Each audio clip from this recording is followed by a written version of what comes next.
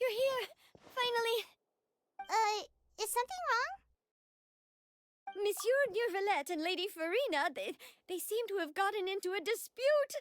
Please go see...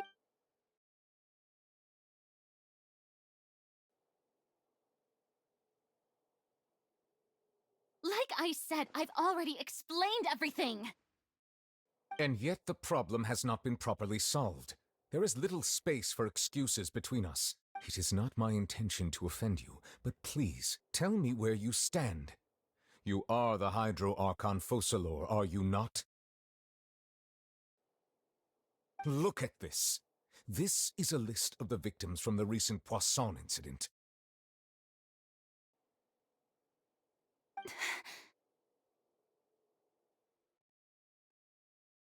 You mean... We did not arrive in time to avert this disaster, and I will not have it happen again.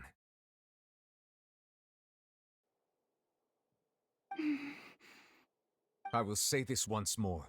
You must tell me everything you know. Yesterday, I found 3 stone slates in some ancient ruins near Poisson. Do you know anything about those?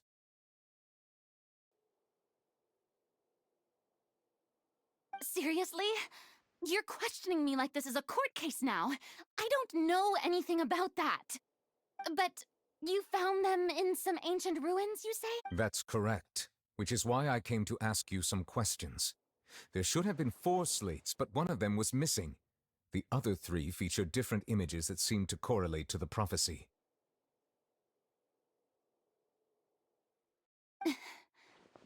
The second of these slates depicts the previous Hydro Archon Egeria kneeling before a floating island in the sky, as if confessing something.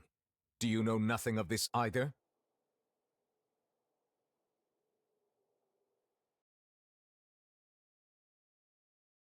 I don't. I've never seen such slates. I'll ask you again. Do you really have no information regarding the previous Archon? My deciphering of the slates indicates that the Hydro Archon Egeria once had to confess to, or apologize for, a certain sin. If anyone would know about it, it should be you.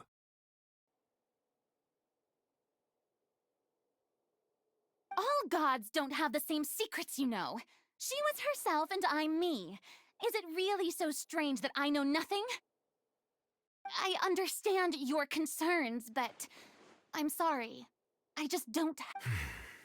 Forgive me for saying this now, Lady Farina, but I have long known of your various secret investigations into certain matters. There are several indications that you have been investigating the prophecy on the sly. This is not strange in itself, considering that you are the Hydro Archon. But it is strange that you should also claim to not know any of Egeria's secrets, as well as do nothing following your inquiries. You have never been as superficial as you have presented yourself to be, nor are you a fool. And yet, your behavior is very inconsistent.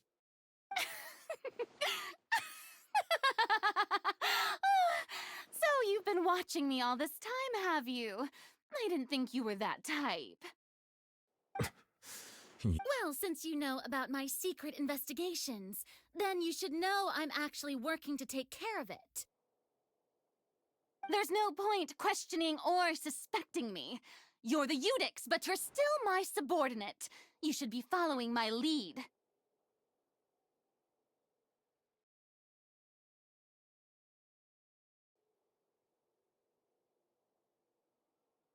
Just trust in me. You're Archon, and do as I say.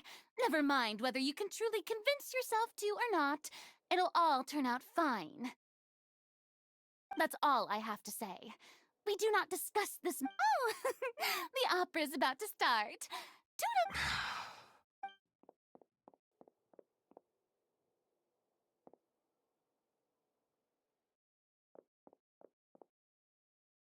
Did Farina not notice us standing by the door? Wonder what's up with her. She was smiling. She didn't seem in the mood to care if we were listening in or not. I assume you've been outside for a while now? Oh, you noticed. Seems Farina didn't even realize we were here. She was in a great panic, though I cannot discern the reason. Our discussion reached impasses time and again, a state of affairs that we cannot allow to continue. Still, I do not understand. Dialogue is the basis for understanding, so why did she keep refusing to engage?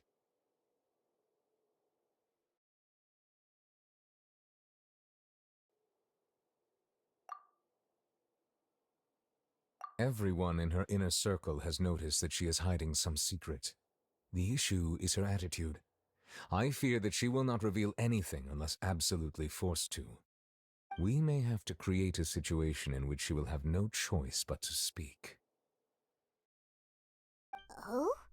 Like what? Normally, people will only reveal the truth when standing trial.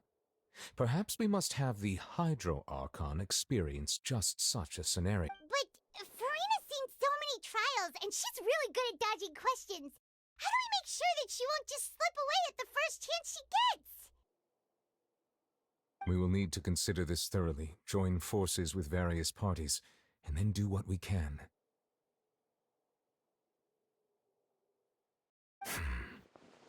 If at all possible, I would prefer to recuse myself from this affair, but we must prevent the prophecy from coming to pass.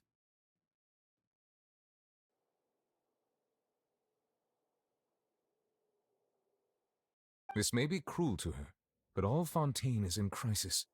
The information a god possesses is too precious, and so we must take a chance on this.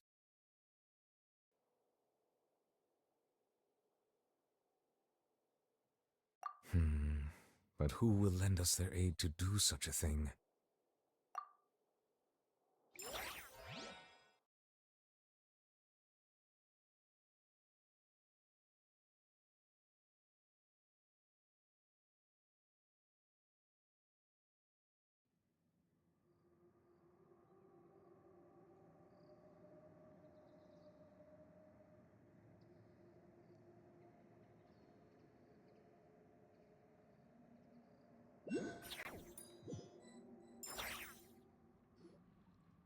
Well, that's everyone, huh? Speaking of which, it was pretty smart of you to think of hiding here. Poisson was just involved in a disaster, so it's presently devoid of people. That naturally makes it the best choice. And here you are drinking tea like it's the most natural thing in the world, huh? That's what family should do. Sit and enjoy a leisurely time together. It's nice to enjoy tea here, you know? Care for a cup?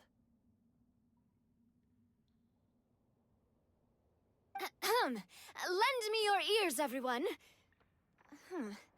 Or perhaps one of you might like to start us off. How about you, friend? Me? No, I don't... Then, how about you, good... I fear that I will cause the mood on this boat to become as somber as it is in court. Well then, I guess we're lucky we've got a local like me to organize things. Wonderful, the spotlight at last. I guess I'll be facilitating things from here. That was a little long-winded, don't you think? Oh, you might be right. Anyway, to cut to the chase, our friend here, the Traveler, has brought us together to discuss something. As for what that is, well, let's start by saying that we'll be pooling our efforts together to create a series of traps. Oh, how intriguing. Well, it's just an expression, really. One that I just learned from Chlorand, and used on the spot. So... Huh? Didn't you say that you would be... Oh, come now. Your work doesn't involve much public speaking, right? This is a good chance to practice. You might even pick up some fancy oratory tricks to impress your boss with in the future. I see. And what does my boss say? He is glad that you consider him your boss. Do go on.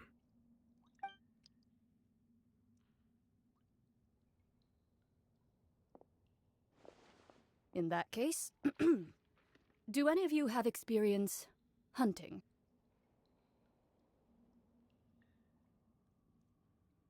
Not that I recall. Fremine and I once used a wooden stick in a basket to catch wild rabbits when we were younger. As for Lynette, oh, right. You were sick that day, weren't you? I've also gone diving to catch some fish before. Does that... I'm afraid not. You may or may not have heard, but Fontaine once played host to a group known as the Marechaussee Hunters. Though that was their name, they did not hunt animals, but rather various monsters left behind by the ancient dynasty of King Remus. Today, Fontaine's monster population has already thinned greatly, so the hunters have blended back into society, taking up arms in other lines of work. They even left a unique methodology of hunting in their wake.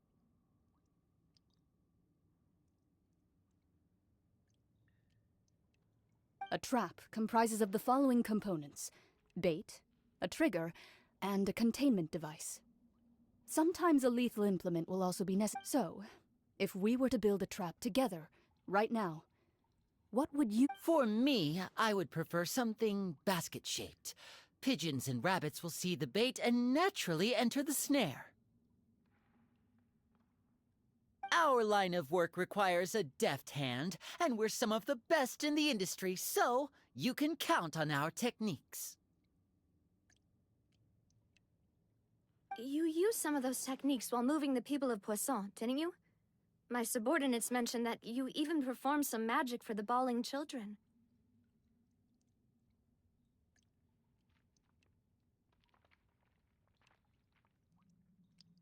Yes, and I even managed to gather some intelligence in the meantime. I'm quite the multitasker if I do say so myself. I'm afraid I can't claim that as my strong suit. I prefer more stable methods, like placing bait in the water and waiting for the fish to come within reach. That's the kind of method I would count on. Calm and steady. Exactly the kind of person who would catch loads of fish. And I can be their assistant. With discretion, I'm sure. I'd probably use some sort of mechanical animal. Papa once bought me some small clockwork squirrels, mice, and such. When placed in the forest, they can attract others of their kind.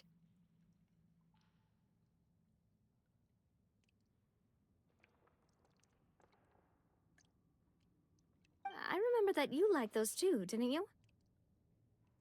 I did. And that would be a good way to go about it. If they're realistic enough, animals of the same kind will follow them all the way to the trap. What about you, Monsieur Neuvillette? I fear I do not have any related experience. That makes sense. You usually solve problems directly, without the use of any such tricks. But I do have one more question for you, monsieur. If we were to create a trap now, how would you design it? I would like for it to be effective, but bring no harm to the prey. A more gentle trap would be ideal. Kind, as always. However, our intention doesn't necessarily change the containment device and the type of implement we need. If we wanted to kill the prey in one strike, we would need a powerful implement. However, that also goes for prey that must be captured and safely contained.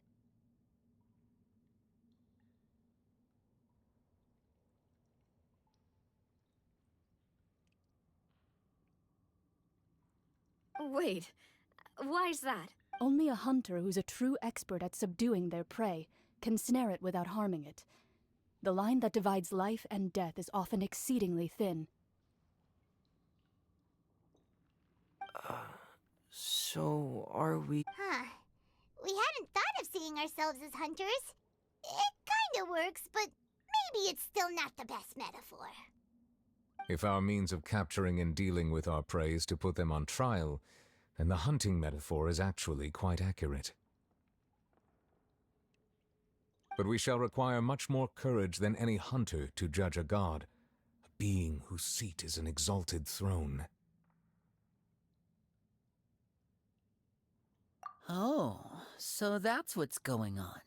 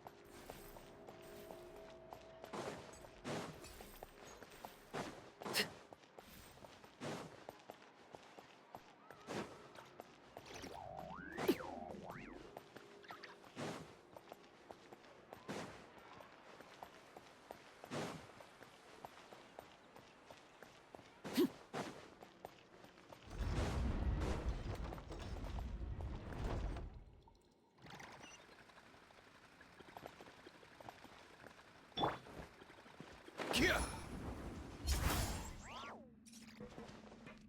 Here! Here!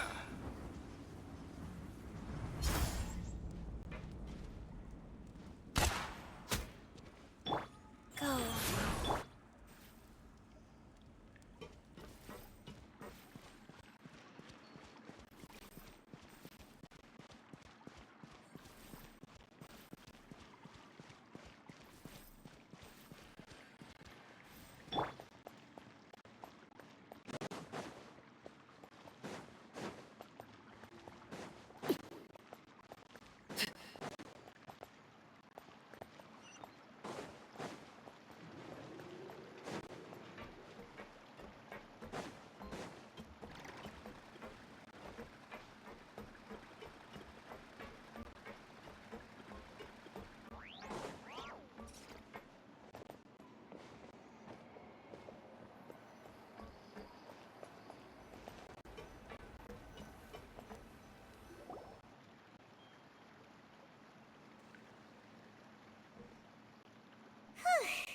It's been a tough few days, hasn't it?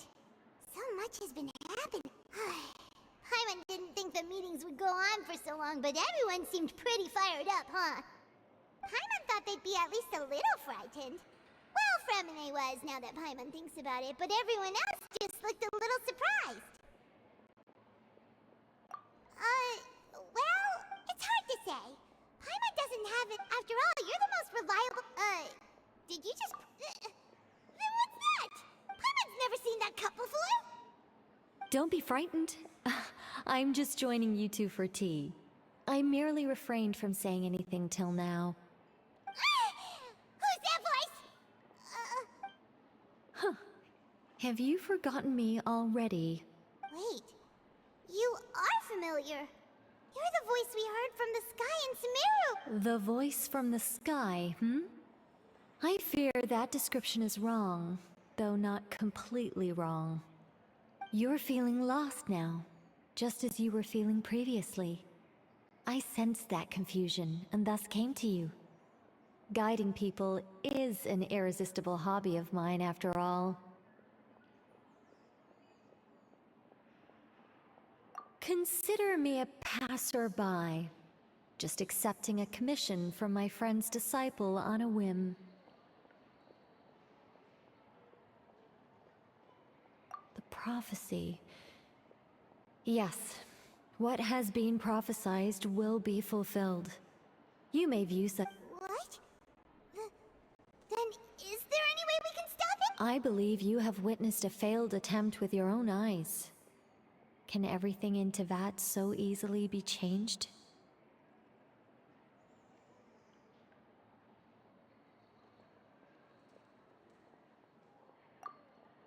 Ah.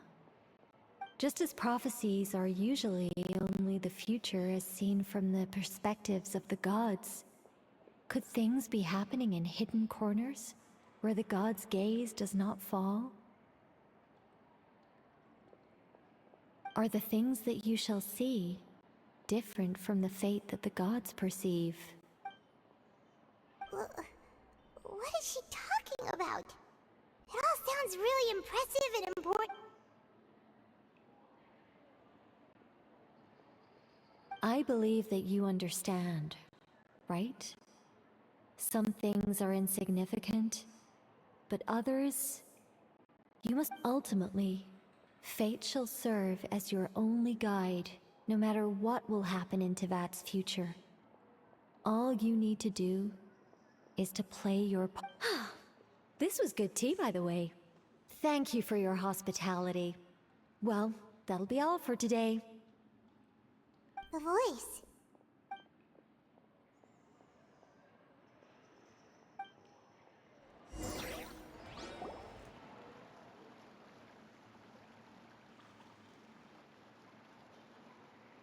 What? I'm on it. Alright, coming! Hey, it's you who's getting lazy, okay? Well, I see I've walked in on some lively banter. Luna!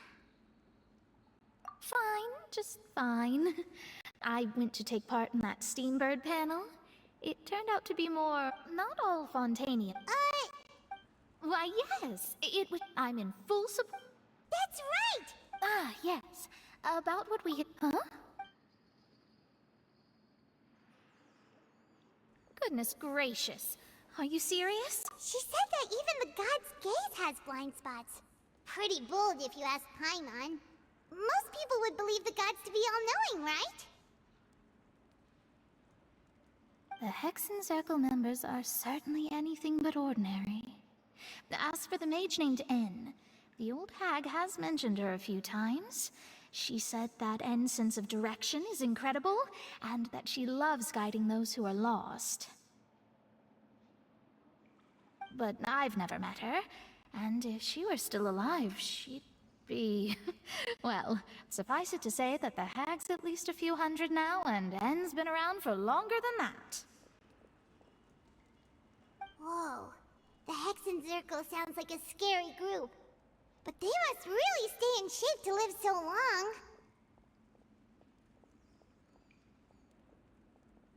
Their abilities alone are pretty terrifying. If she came to see you personally, then the problem you're facing must truly be of great importance. Well, it's not like... Yes, she... perhaps... Traveler? Oh, I see. I guess you could consider me someone who has... But even perhaps that's what N was trying... I did originally... huh. You do have a point. It was worth... I suppose. Paimon feels kind of moved by what Mona said. Hey, Trav... Let's walk around the city, shall we?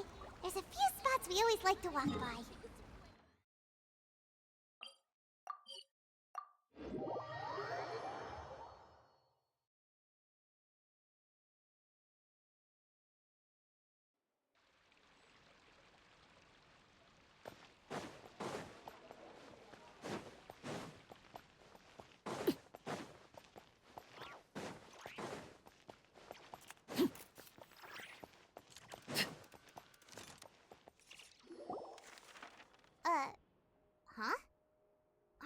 are written in this newspaper.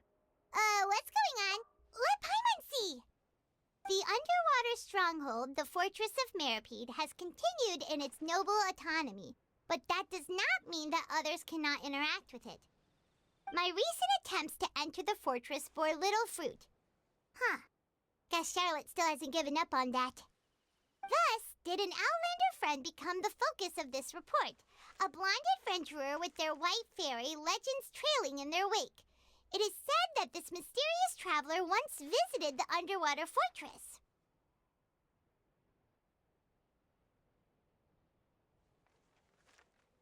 So while the fortress's interior remains a mystery behind closed doors, do not fear, for the tales of the traveler contain surprises in spades. Journalist Charlotte's biggest scoop yet, the Traveler's Trail, World Walker. Huh. Charlotte took so many awesome photos of us and we never even noticed her. She hasn't been able to get a hold of anything at the fortress, so since we're easier to find, she's using us as the subject matter instead? Ugh, seriously? Well, fine. Those headlines and photos do look cool, so Paimon will forgive her this time.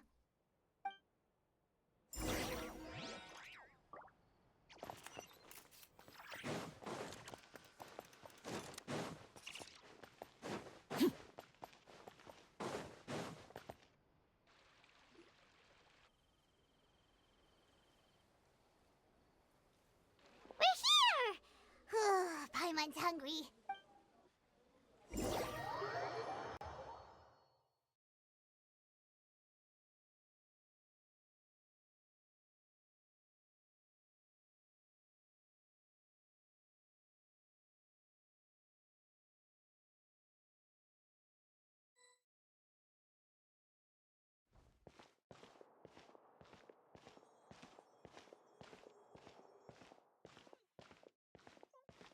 Hey, quick!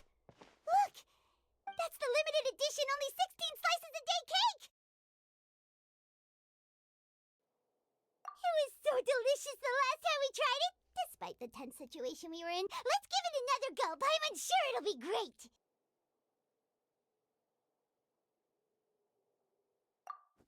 One slice of cake, please. Someone showed up after all! Oh, wait, you're the one from the Palais Mermonia. Oh, are you here to buy cake too? It seems Monsieur Nervalette was right. You really can eat. Wait, did he really say something like that? That's right. Even he has his own preferences when it comes to food. As for me, I love the cake and coffee here. Do you come here often? Usually every day. Every day? It's part of my daily schedule, apart from work. I shall have my cake and coffee. Then what if someone told you one day that this place would be closing soon, and you wouldn't get to eat cake here anymore? What would you think? But why would it close? Well, Paimon doesn't know either, but maybe the waters will rise tomorrow. Oh, the prophecy. To be honest, I haven't paid much attention to that. No, still, even if there'd be no more cake tomorrow, that wouldn't keep me from having some today. No, it's the same for eating in general. You might not be able to eat tomorrow, but if you can do so today, then you should carry on. That's what people call living, you know. Huh. Don't be sad. Excuse me, could I have 2 more slices of cake to go? These 2 slices are for you. Sijuin said that this kind of expression you're making is what humans call being sad. Oh, you know Sijuin? I sure do. She was born before me, and she sometimes comes to the surface to teach us things about humans. She said that humans are creatures that are saddened easily, yes, and you can only lift their spirits by feeding them delicious food. So please try the cakes here. I've got something else to do, so I'll be going now. You two try to stay in a good mood after eating, all right? Bye.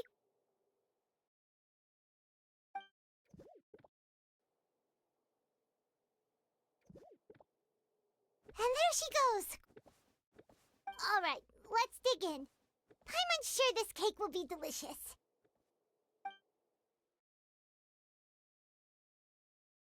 It's more delicious than last time, and the flavor gets even better with a sip of tea. It sure would be nice if we could come again tomorrow. Sure would be nice if we could always eat delicious food here.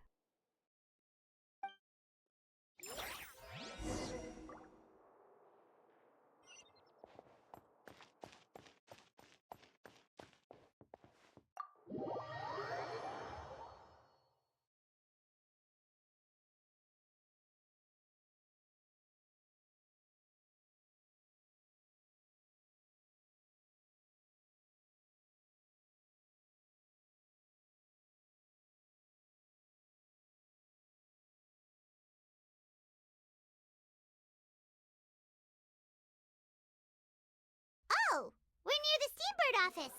Let's go look for Charlotte and have a chat.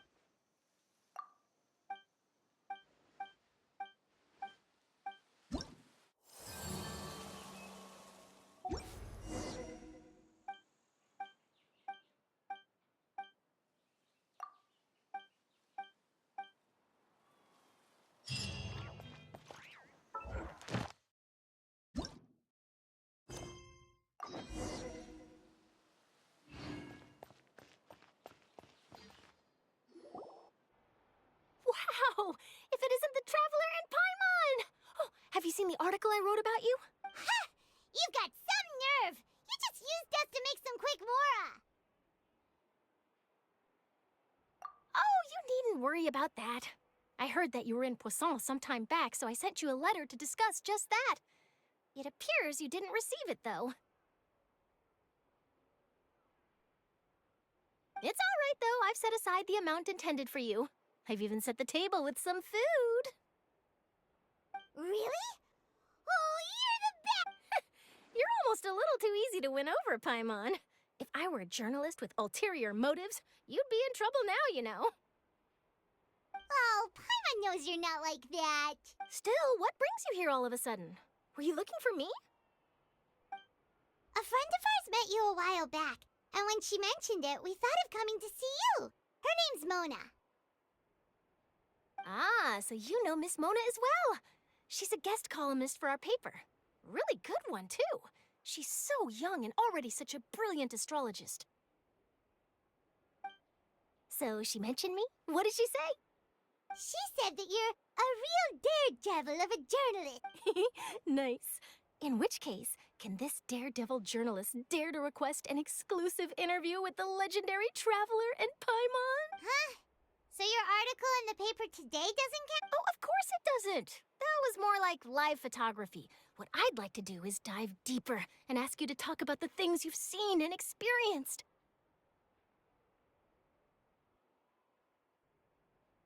Yeah, are we even qualified enough? Why not? If I say you're worth an interview, then you're worth it. But not right now, of course. I'll need a few days to prepare. Oh, in that case, we'll just chat when you... Oh, so that's a yes? Ooh, splendid! I'll tell the editor-in-chief immediately. I'll have to apply for lighting, a venue, some props, and... Whew, so much to get done now. Talk to you later. Wait, Charlotte, Paimon's still got a question for you. And what's that? just for example, Fontaine were to be flooded tomorrow? Huh. That's the prophecy you're talking about, isn't it? I mean, I do hear about it often, but I've never once thought that the day could be tomorrow. If you're seriously asking, then I might try and think of a way to leave Fontaine. Oh, but I'm still a journalist first and foremost. That means I have a duty to be reporting from the scene. And secondly, I wouldn't forsake my homeland that easily. From what I've seen, most people don't know what they'd do should the worst come to pass. In truth, it might be better just to behave like normal rather than worry over such an end. So in all likelihood, I'd probably still be prepping at the office for that interview of ours. I know what you're thinking. That sounds a bit sad, but I've always believed that it's best to do what you enjoy. Just think about it. If this nation really were to be suddenly destroyed tomorrow, but I still successfully finish an exclusive interview with a truly unique person, then the story I would wind up writing. And then do you know what I'd do? Well, I'd write that story, send it for printing, and use messenger pigeons to get copies out to the various nations as soon as possible. I'm not a dreamer, nor am I a workaholic, but I do love my job. But anyway, that's my answer. And on that note, I'll get back to my... That's so nice. All of a sudden, Paimon actually... Anyway, let's go and take a look at the sea, shall we?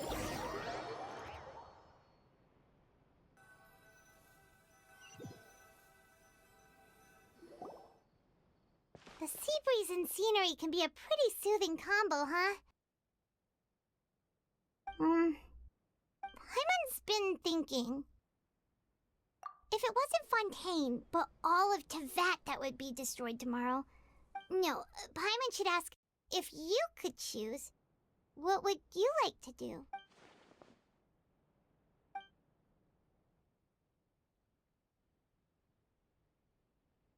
We've always been moving to the next destination, so we haven't spent much time thinking about these kinds of things. We didn't have to either, with us always being on the road and whatnot. You mean, still traveling? Huh.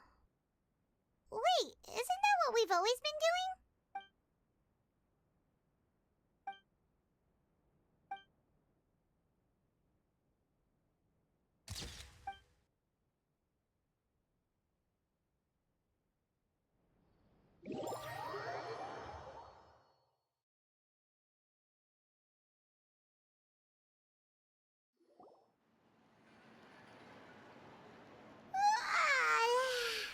Feels like it'll grow molded. But it's still better than the Fortress of Meropide, that's for sure.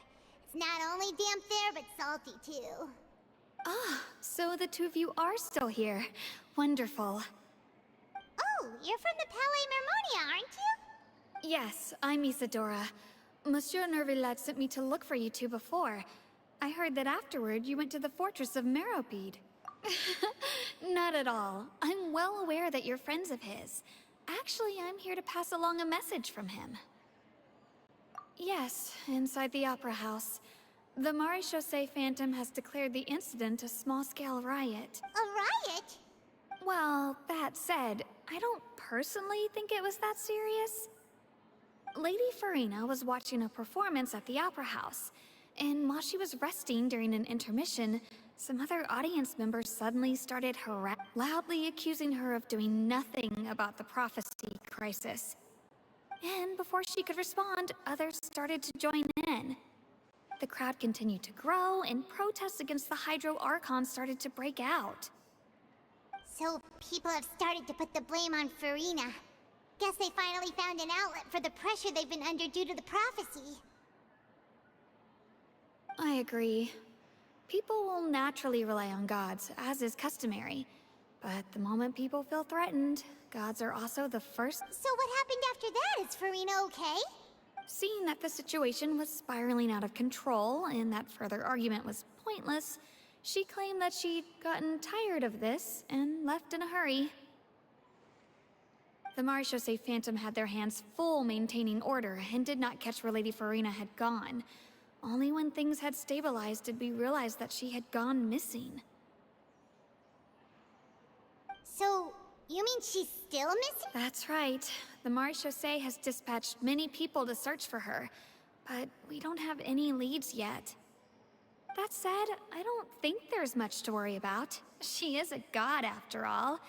Even if she were to fall into the hands of rioters, what could ordinary people do to her? Good.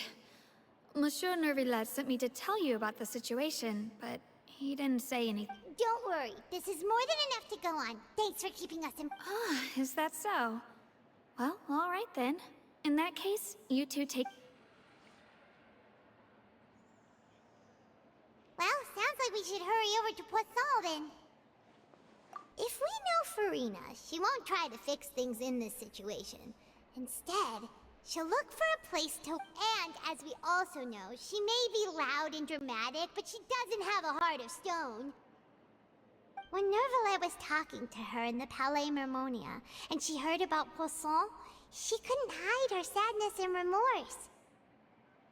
It would be hard for her to ignore being accused by the public today. Paimon thinks Farina's probably taken the opportunity to slip away to Poisson and try to relieve the sense of guilt that she's feeling. Huh! Well, what do you think? Paimon knows the answer, of course, but Paimon can do the analysis to back it up, too. Cool, huh? In that case, there's not a moment to lose. Poisson, here we come!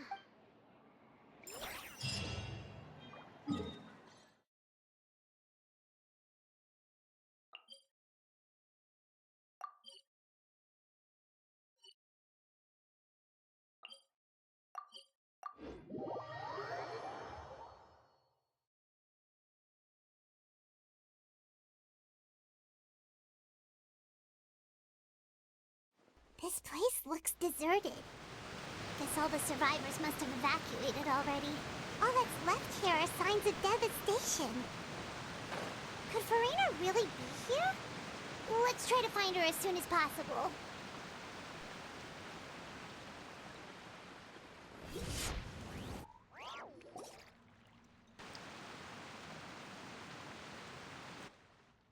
Ah, that's Farina, right over there. She really is here all on her own.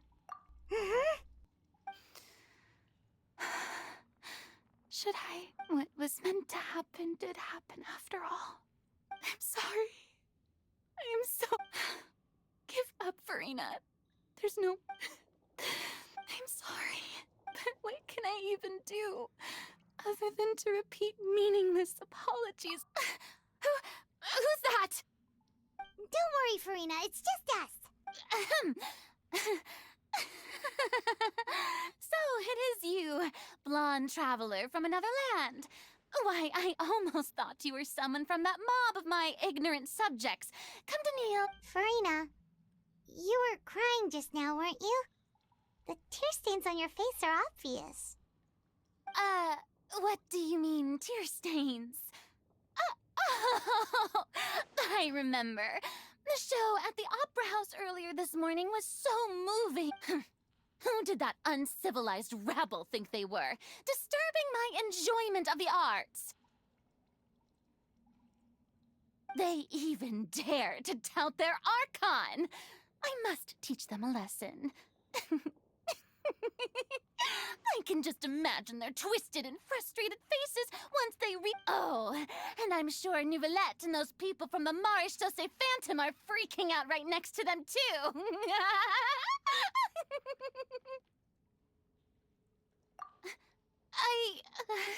Hey, there she is! The Hydro Archon's over there! Quick, after her!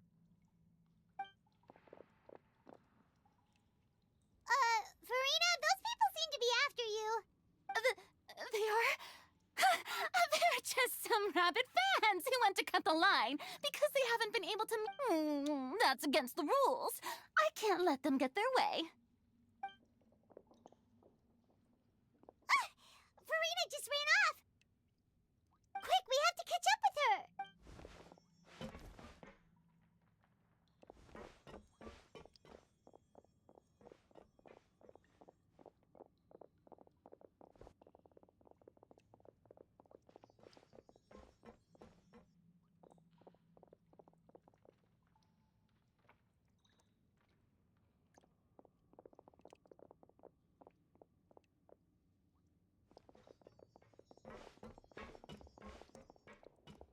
can't be the place, right? Hey, Farina! There's a good hiding spot over here! Quick, come to Paimon before the rest of them catch up to you! What? Hurry, they're almost here! Fine. I suppose haste is warranted.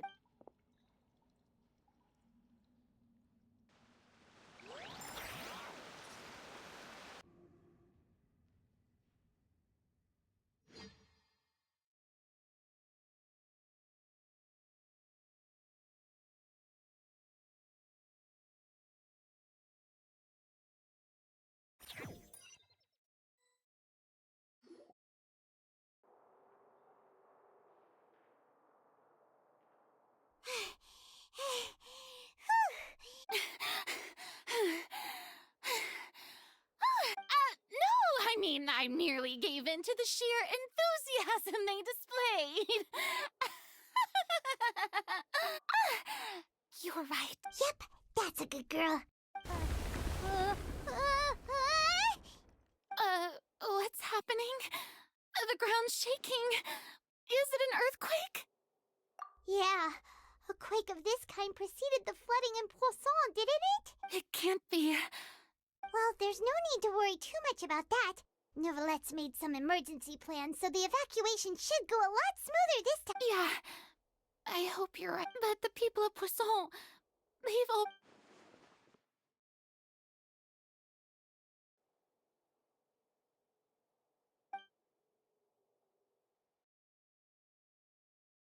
It's true. I've been investigating the prophecy for hundreds of... I once had informants all over Tevat, searching for clues and feeding information back to me. I've tried all kinds of ways, too, to hold back the sea. Anything to keep the coastline from advancing. But all my efforts proved to be futile in the end. Really, the truth has been we cannot make an enemy of the divine. No matter what we do, the will of the heavenly principles will have its way, and the prophecy shall be fulfilled. Give up. I do love the sound of that phrase. It would mean finally coming to terms with fate, but also for me to finally be free. Indeed, I've thought about giving up so many times, especially after we almost lost Poisson. Fate is really unreasonable, isn't it?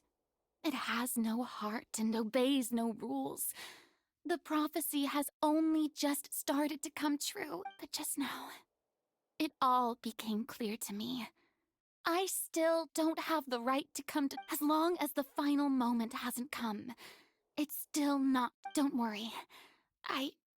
I will keep hope alive for everyone until the... Well, that's enough for now.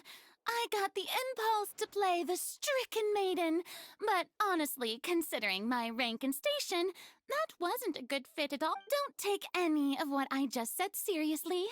How could I possibly let Fontaine fall to the whims of trivial prophecy? Come on! Paimon could have sworn you were actually being honest just now.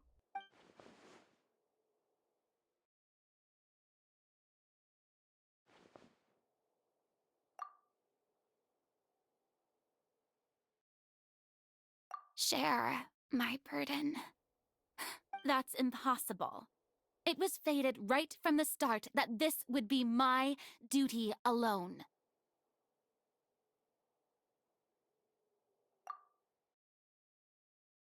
A witness.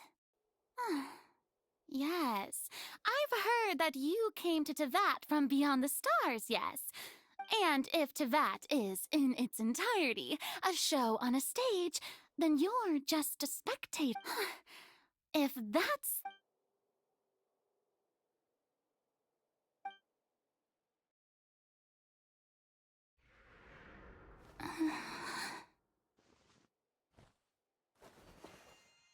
I...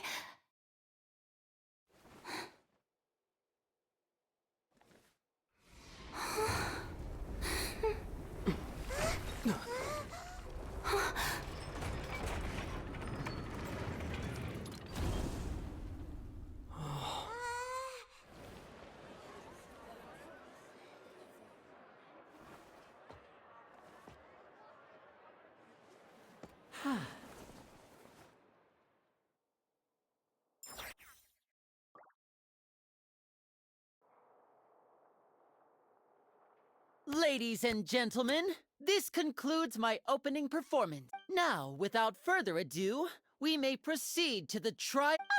So, this is what it is.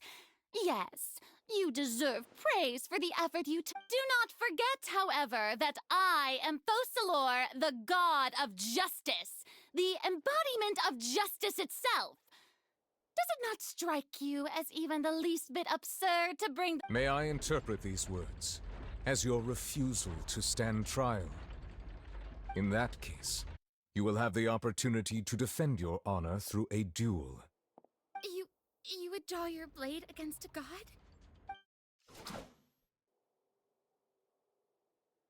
I see. It seems like you have made up your...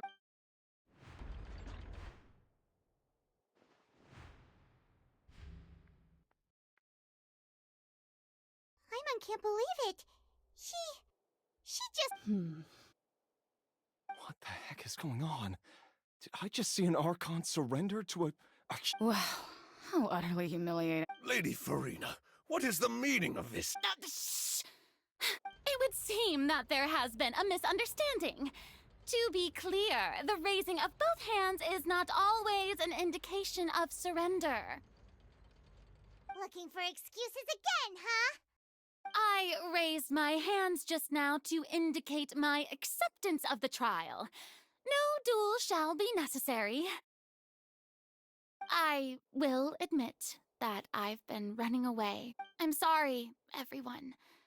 I was unable to protect the people of Poisson. It is my duty. You are not the only ones to be disappointed in me. I, too, am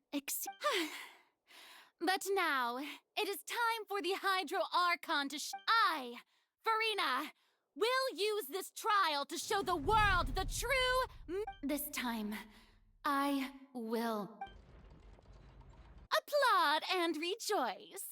One of the most outrageous and fantastical arcs known to the opera epiclese is now unfolding before your eyes. Mark my words, this shall be one of the most exhilarating and brilliant shows ever to grace the stage of Fontaine. The trial of the Hydro Archon, Focalor, will now begin! Woohoo! Oh, now we're making history! Why does it feel like Farina just took over the whole thing? Like, come on! Didn't she just get forced to stand trial for her crimes? Also, even though she's still acting super dramatic, she is taking this seriously this time. All right, then. Who will be my opponent in... The court asks the prosecutor to please take the stand.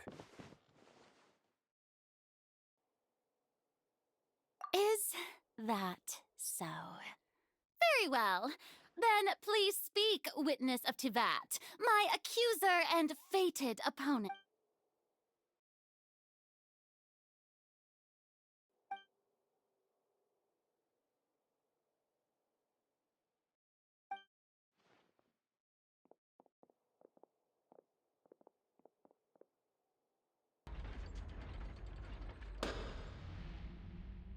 Also, please allow me to ask, as a final question before the trial begins, just how much work did you do to force me onto this? Well, we did do a lot of prep after the meeting that day. I can go over the tasks assigned to the Spina di Rosula, since they were rather straightforward and easy. Navia, the president of the Spina di Rosula. Most of the people who participated in the disturbance this morning were my subordinates. They changed into plain clothes and came to the Opera House as regular audience members, waiting for the perfect opportunity to incite insurrection against you. The people's resentment against their Archon has been building as more and more of the prophecy is fulfilled. A spark was... Moreover, according to our understanding and analysis of you, when something like that... So, we arranged for a second group to lie in wait. So, you mean... The ones who scoured the settlement for me. And their goal was to force you to step into the giant magic box so you may personally participate in the greatest magic performance in all of Fontainian history. That's right. That house was a magic box, rather than someone's residence. As the super ultimate version of the setup that I used when I first performed at the Opera Epiclese, the volume of the box was increased by a whole order of magnitude, and the distance it traversed was the entire gap between Poisson and Erenie. Was an Archon instead of a human. My thanks, Farina. Without your help, we could never have pulled off such an extraordinary performance. Of course, this performance was only made possible with Father's support. The House of the Hearth spent a massive amount of labor in Mora to pull this off. We had to select a location, construct the giant magic box, dig a tunnel, and open up a path through the water. It was a lot of work for all of us. So, in other words, the earthquake that we felt within the giant magic box was just a normal tremor from... That's right. It wasn't a sign of another disaster to come. Then, I can guess Nervillette and Cloran's parts. You gathered a crowd, prepared a stage, and made sure that the champion duelist would be immediately ready. Also that as soon as I appeared on the stage, the trial may commence without a hitch. Yes, that is correct. Well, Clorand, I must commend you for your courage. Only the most outstanding champion duelist in all of Fontaine would accept a duel with an arc. Thank you. As for you, traveler, I suppose your role was to keep me distracted with conversation once you found you'd make sure that I didn't notice anything amiss before revealing yourself as my prosecutor once we'd arrived onto the stage. Oh?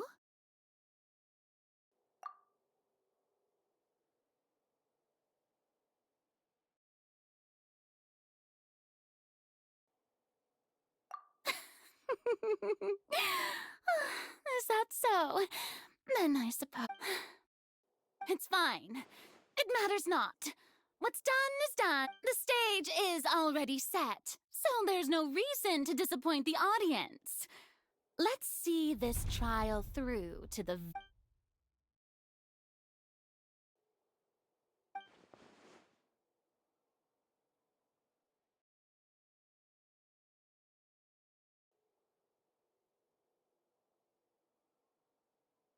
Sir Prosecutor, please allow me to pass this along. This is a document that Miss Charlotte applied for and received permission to share with you during the trial. According to her, it should speed up the proceedings. Huh? Charlotte wanted to give us something? Oh, so she's here too! Hey, Charlotte! Oh, let Paimon see. Isn't this the exclusive interview? Wait, then that means this document is a perfect timeline of everything that's happened ever since we stepped foot in Fontaine. So in other words, we can refer to this anthology of evidence every time we want to use something from our journey as evidence for an argument. Let's quickly confirm the information in it. Just think of it as a refresher, alright? You defeated the Hydro Archon in the... I didn't think this is the first time Monsieur Nervillette had a difference of opinion with the oratories. Even the Hydro Archon can't figure the words of someone as extraordinary as a witch.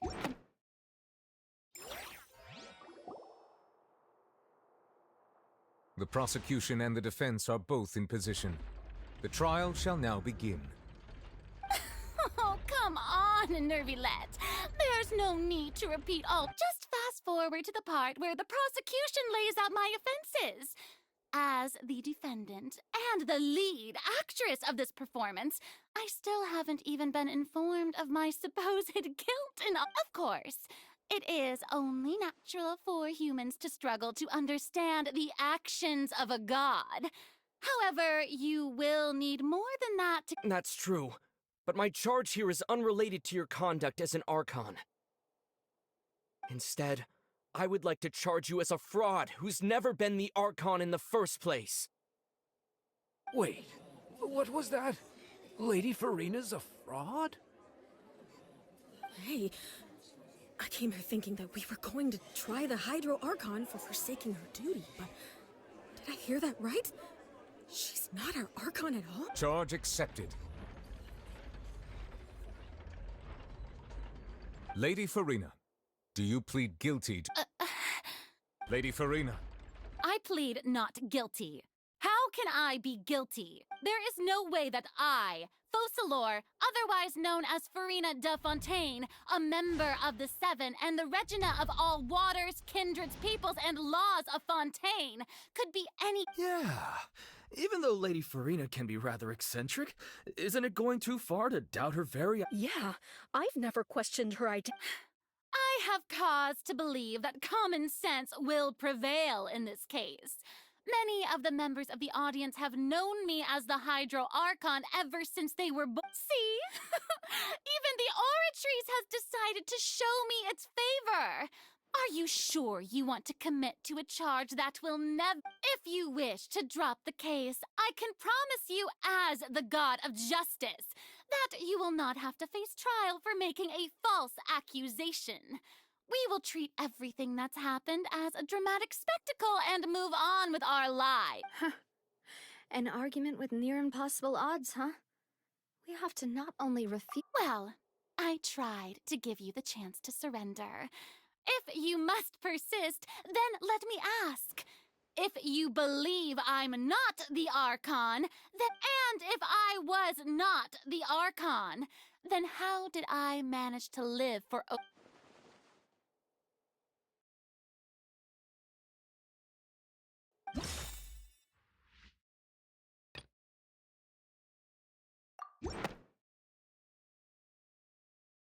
First of all, you may be a member of another long-lived race, which would allow you to naturally possess an extended lifespan. And second of all, even if that wasn't the case, there could be other ways. Who gave you that idea? Was it the knave? You'd sink so low as to use a harbinger's words against me. A curse? I once thought it possible that the aura of an Archon might naturally resemble a type of curse. But in light of this claim, perhaps what I sensed was not your divinity, but a curse after all. Neverlet sensed it too, huh? Lady Farina is actually a human? Well, it is true that it's extremely difficult to tell humans and gods apart just by looking at them. It's not impossible.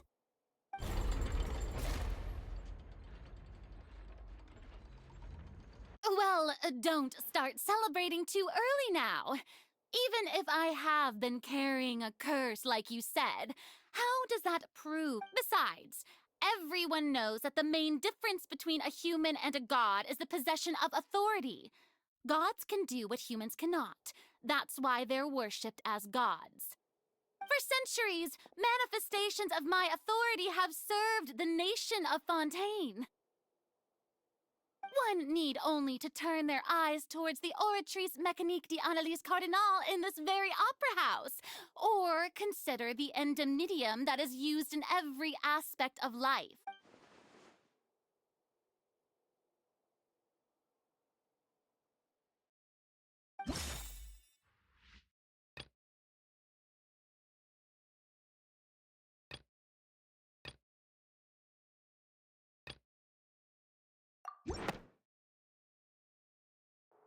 That doesn't sound right. You tried to reference the Oratrice. But weren't you as confused as all the rest of us when the Oratrice declared Child to be guilty without any proof? Otherwise, you should have come up with a good explanation for that by now. Didn't I make myself clear at the time? The decisions of the gods are naturally difficult for humans to comprehend. There is no need to— Lady Farina, I believe a reminder of your current circumstances is in order. While the court is in session, the principles of justice and the law must come before all else. While you are an Archon, you are also first and foremost You will prove yourself unable to defend against the prosecution's charges if you continue to withhold vital information against the rules of the court.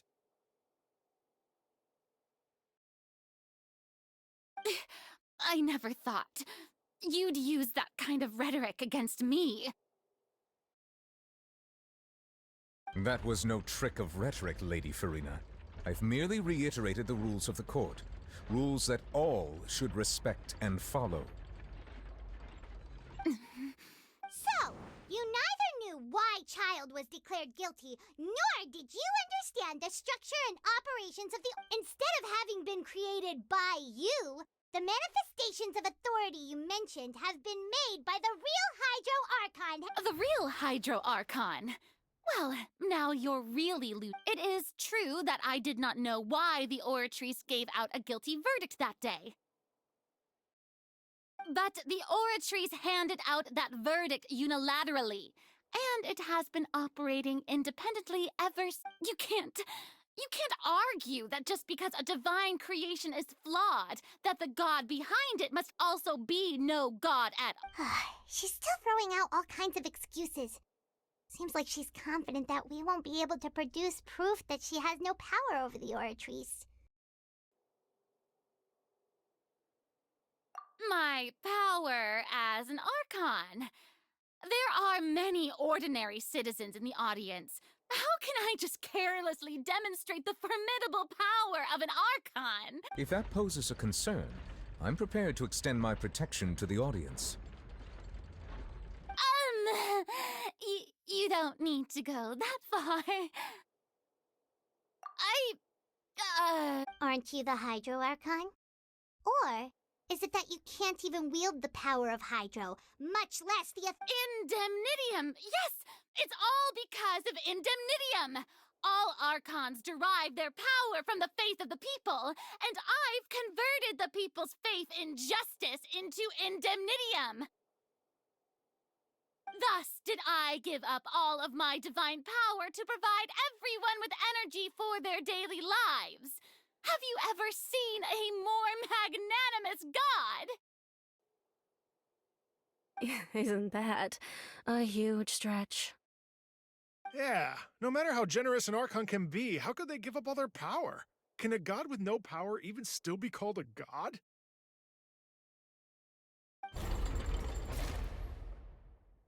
It seems like nobody's buying Farina's excuse. Hey, come now, everyone. Please don't stare at me. I'm still the same Farina you knew, right? The one that you loved. Shouldn't you want to, please? You've got to believe... If what the prosecutor said is true, she really has committed a grave offense. Did she deceive all of us? And all of our parents and grandparents too? And all of our ancestors? Ever since they... Enough! That's enough. Tell me then, if I'm not the real... If you have no evidence of another Hydro Archon's existence, nor can you find anyone who can back up their claim to be such, then what grounds have you to say that I'm not actually... Wow, she came up with yet another argument. How can we refute her now?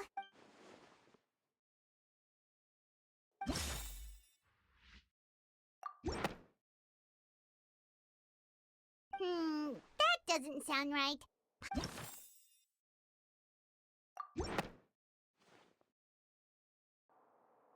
It has been established that all Fontainians can dissolve in water. Since you insist on claiming to be a god and not a human, then there's a method that you can use right here and now to eliminate all suspicions of you being the Miss Navia, please apply to serve as a temporary attorney for the prosecution before addressing the court. Though you act in partnership with the prosecutor, you must still adhere to proper procedure.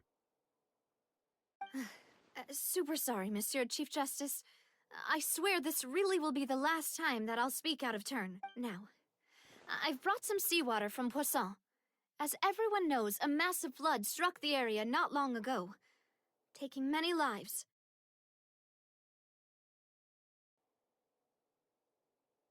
Including those of some of my closest friends. So, Miss Farina, would you dare to touch some of the seawater? If we are to believe that you are indeed the real Hydro Archon, touching the seawater would have no effect on you. All it should do is strengthen your case. But if you don't dare to touch it, then we would have basically proved the reverse. Oh, and I must remind you that after the disaster at Poisson, nobody wants to see any more people dissolve. I do hope you'll act prudently and choose the simpler path of admitting guilt. Navia from the Spina di Rasula. The Spina has governed Poisson for many years. I guess her suggestion is valid. If Lady Farina is indeed just a human, she's probably Fontainian like all the rest of us. Would she...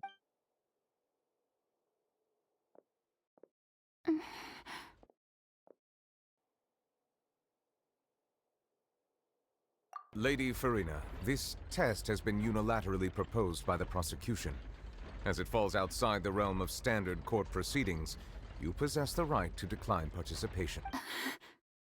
Well, of course he had to tell her that. But refusing to participate is basically the same as a confession of guilt. She's just staring at the water without saying a single word. It really does seem like she's quite terrified. What's going on? Is she really planning to... that's not what we thought she would... Due to the inherent risk of the test, Lady Farina, you may... Hey!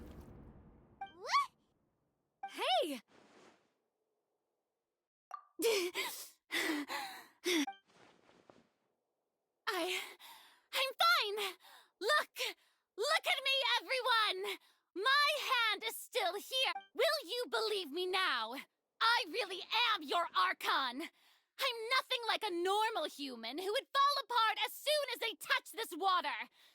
Really? Was this not the most... Miss Siegewien?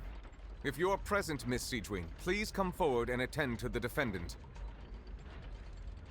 Siegewien? Don't be nervous. It'll just take a few seconds. That should be enough. Please announce the results of your evaluation to the court, Miss Siegewien. As everyone doubtlessly saw, Miss Farina was displaying symptoms of hyperventilation and flushed skin. These indicate that she was experiencing the adverse effects of exposure to primordial seawater. The extent to which she was affected is the same as other humans when exposed to primordial seawater of a similar concentration. Thank you, Miss Siegewien. Lady Farina, you may return to the defendant's stand. Oh, wait. What did she just say? I didn't get dissolved. Shouldn't that be enough to prove my innocence? Well, considering your tendency to run from your problems, we did originally prepare a direct sample of the seawater around Poisson.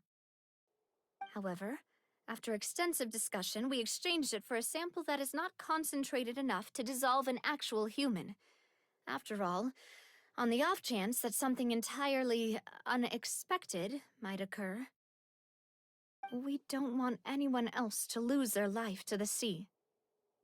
Yeah, so out of regard for Farina's life, you secured a low-concentration sample and asked the head nurse to serve as an expert witness. It's a great thing that the direct sample wasn't actually used. Farina could have... I can't believe... You...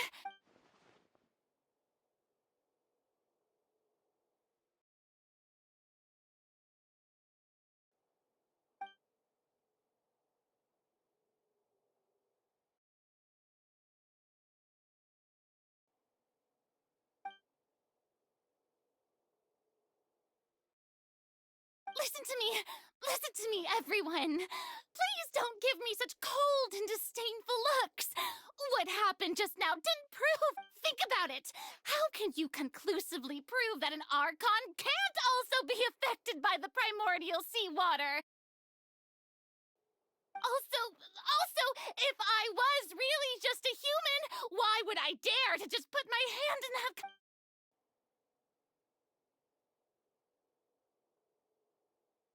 Please, everyone, Anyone, just listen to me! I swear, I really am your Archon!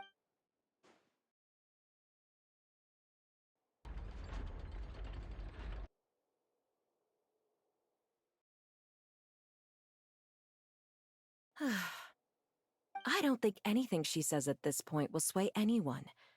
The odds are just too stacked against her now. With all the things that have been said, Paimon doesn't think there's any way left for Farina to win. I believe the time for arguments and presentation of evidence has come to an end. If there are no objections, we will move on to the final judgment.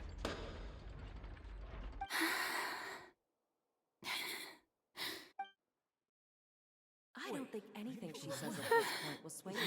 She's too stacked against her now.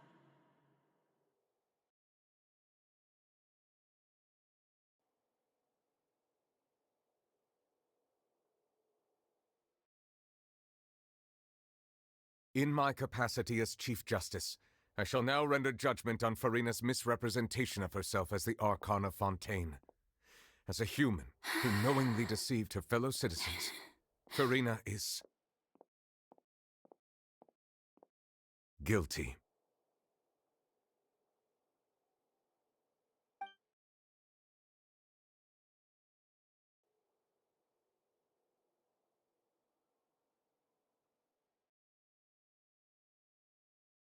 We shall now turn to the Oratrice Mécanique d'Analyse Cardinale to render the final verdict on the charge.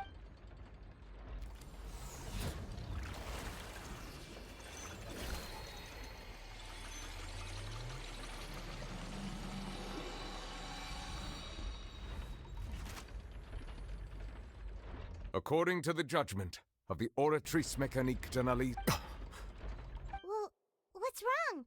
What's the Oratrice's verdict? No, the Oratrice also displays a guilty verdict. Isn't that correct then? However, the exact wording of the verdict is thus: to be punished via the death sentence.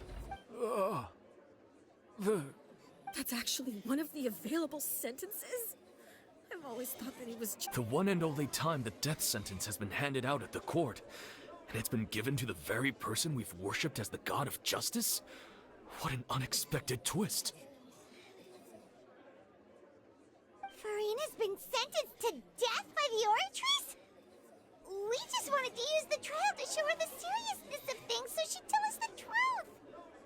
How did things escalate this quickly? This outcome is indeed quite strange. According to Fontaine's current definitions of justice, as well as its recommendations for criminal sentences, is this sentence really appropriate for the crimes that have been committed? Yeah!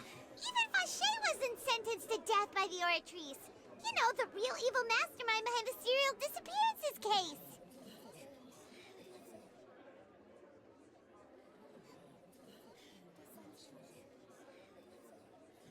Indeed.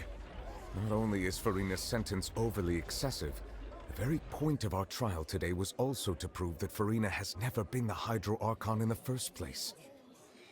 But now, the Oratrice seems to have deliberately invoked the title of the Hydro Archon. What does this mean?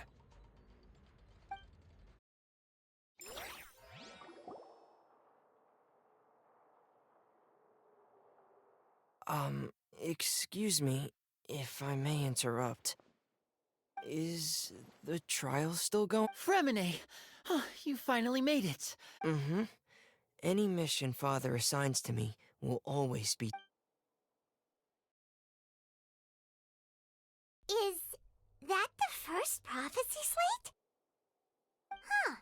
So the knave privately arranged for Fremine to try and find the missing slate. I looked everywhere and finally found it at the bottom of the sea. It took me a long time to get around some dangerous... But has the trial already concluded? Then...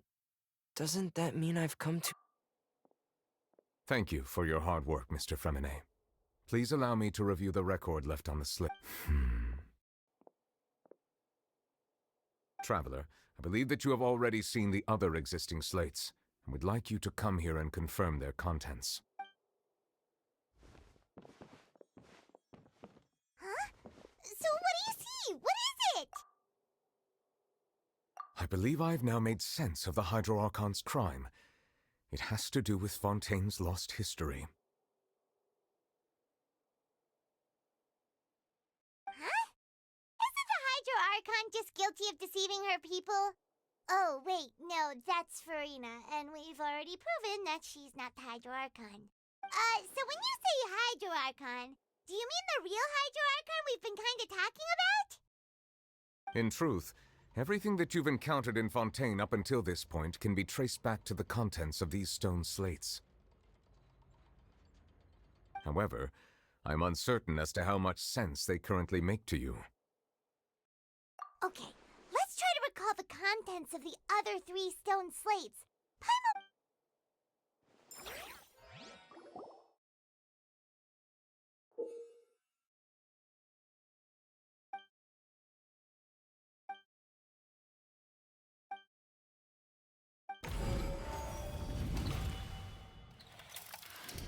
The first stone slate describes what you just said.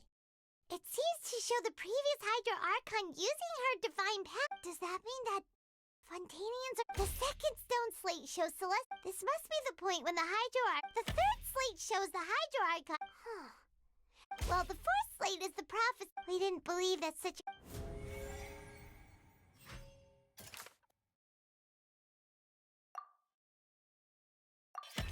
We know from the case of the serial disappearances of and the first stone slate that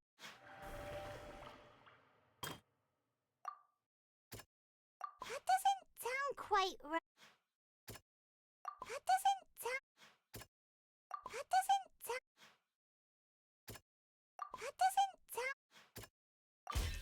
perhaps what is about to take place has all happened before. The true sin of the Hydro Archon and the original sin cast down on the people of Fontaine by Celestia, as recorded on the stone slates. It's not as when Navi...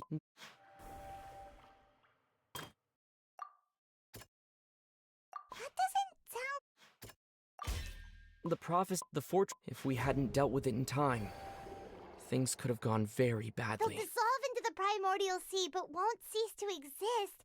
Their essence will flow in the seawater, converge, and take the form of an oceanid. The Hydro Archon was sentenced to death in court, shocking everyone present.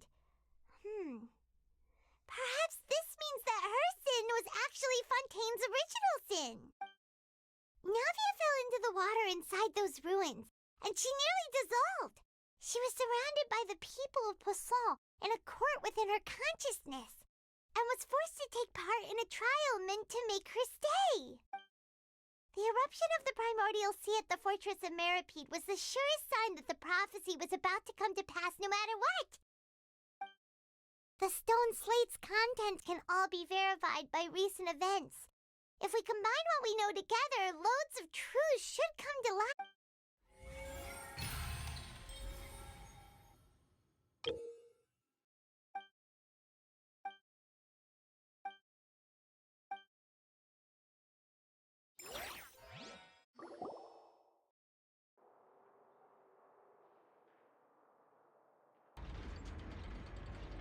Huh? Oh, Paimon gets it now! So that's how you can make sense of it. But then it feels like we're going to have to share Let's hear them. Incredible. Linny, did you hear that? We're not real humans.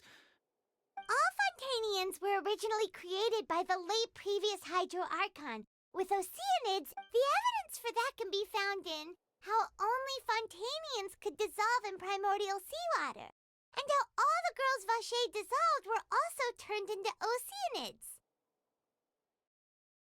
Oh, and according to Navia, when she was about to get dissolved, she also saw everyone gathered around for a trial, all of them in the shape of oceanids.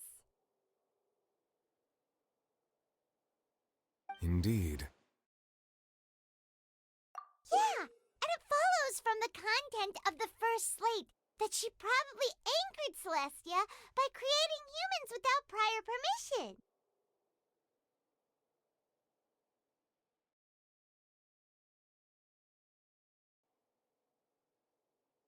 That could also explain why the Oratrice judged the Hydro Archon to be guilty. It's to account for that ancient sin. The Hydro Archon's true sin was creating us?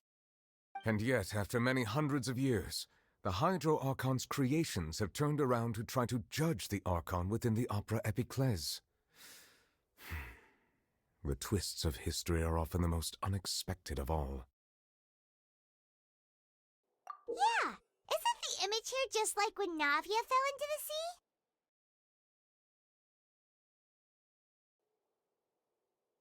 So wouldn't it be trying to show the image of the Hydro Archon also falling into the sea once the prophecy has been fulfilled in the fourth slate? In the end, the people will all be dissolved into the waters, and only the Hydro Archon will remain weeping on her throne. Only then will the sins of the people of Fontaine be washed away. Did Paimon get all that right? You've made some keen deductions. I must say, given how much you still don't know, it is impressive that you've already managed to connect so many pieces of the truth. However, while you were able to decode all the information on the slates, they've also been etched with an additional layer of hidden information using a different power source. When we were at the ruins, I tried to decipher the hidden information recorded in the slates. But since we only had 3 slates at the time, I was unable to come to a full conclusion. Now that the slate collection is complete, I shall make another attempt to decipher the narrative recorded within. If everything goes well, we should finally be informed of the unadulterated truth.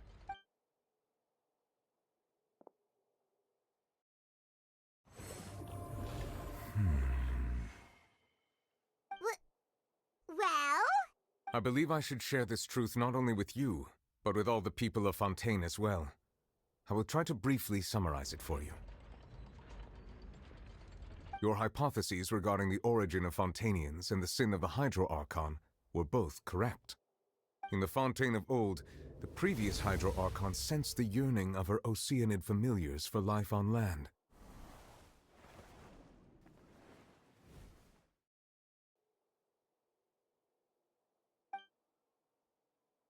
The Oceanids were enamored with the beauty and romanticism of human beings, and wishing to have those experiences for themselves, expressed to the Hydro Archon their desire to become of a similar kind.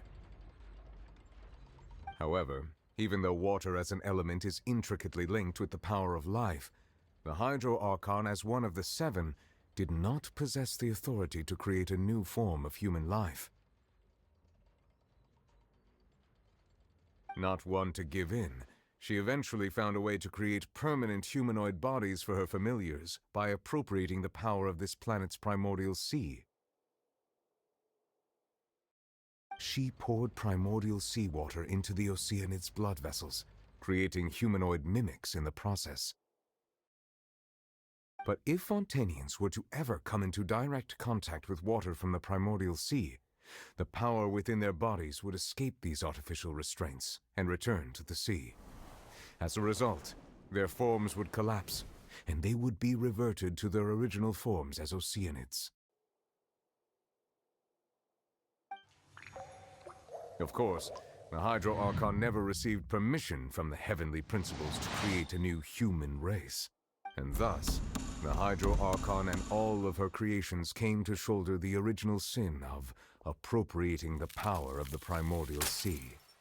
That is the true history of how the people of Fontaine first... So we were all Oceanids before we turned into human beings? That's way too much information for me. I think I'm just going to pretend that I never... Wait, but if that's the truth, we can't let the Hydro Archon be sentenced to death. After all, her only sin was creating us. This really might be too much information for your regular Fontainian, but it does answer a lot of our questions. Alas, your hypothesis regarding the 3rd and 4th stone slates was inaccurate. The slates' respective positions are, in fact, correct. A key point of the visual on the 3rd slate is how all the individuals depicted in the water are humans rather than Oceanids. They have not been dissolved, which implies that the water depicted in this slate is not water from the primordial sea. The nation of Fontaine is the nation of Hydro, as well as the nation of trials and justice. Instead of being the literal element, the water in the scene symbolizes judgment and justice. You may also recall Navia's experience. When she fell into the sea, her consciousness was surrounded by that of many others who intended to hold a trial to determine her fate.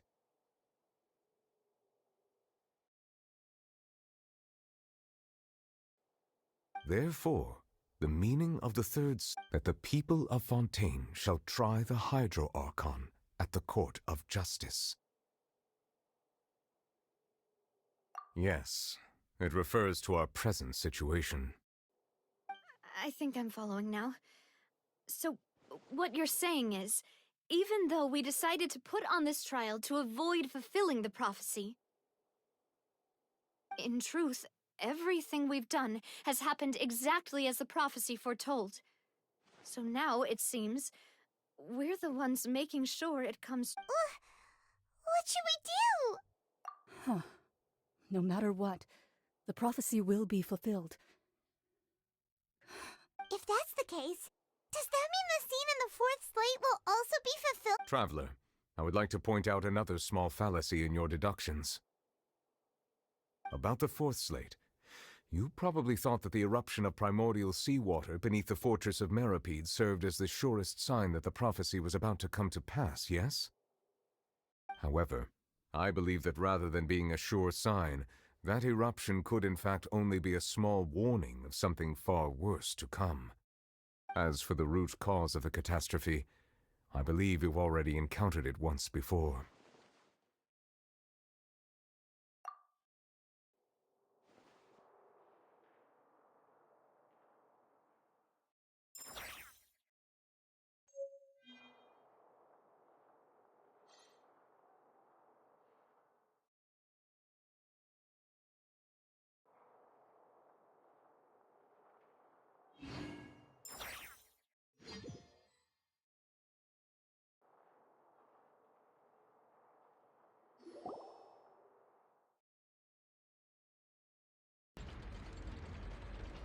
Huh? Oh, Paimon gets it now! But... Let's hear them. Incredible. We're... All Fontaine... The evidence... Oh, and according... Indeed. Yeah, and it follows from the content that could... The Hydro... And yet, after many hundred... Yeah! So wouldn't it be trying to show... In the end, did Paimon get all that right? You've made some keen deductions. However, while you were able to decode all the... When we were at the... Now that the slate collection is complete...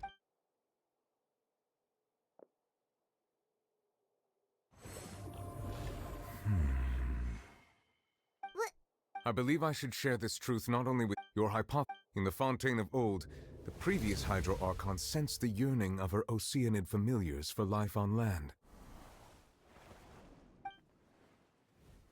The Oceanids were enamored with the beauty and romanticism of human beings, and wishing to have those experiences for themselves, expressed to the... However, not one to give in, she eventually found a way to create permanent humanoid bodies for... But if... Of course, the Hydro Archon never received permission from the heavenly principles to create a new human race, and thus, the Hydro Archon and all of her creations came to shoulder the original sin of appropriating the power of the primordial sea. That's way too much information. Wait, but if that's... Alas, your hypothesis regard a key point they have not... The nation of Fontaine is the nation of... You may also... Therefore, that the people of Fontaine... Yes. In truth... Huh. If that's the... Traveler, I would like to point out another... About the fourth... However, as for the root cause of the catastrophe...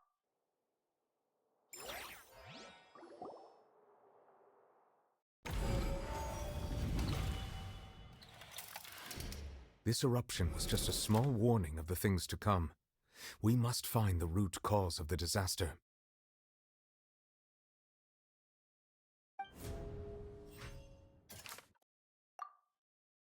That doesn't sound...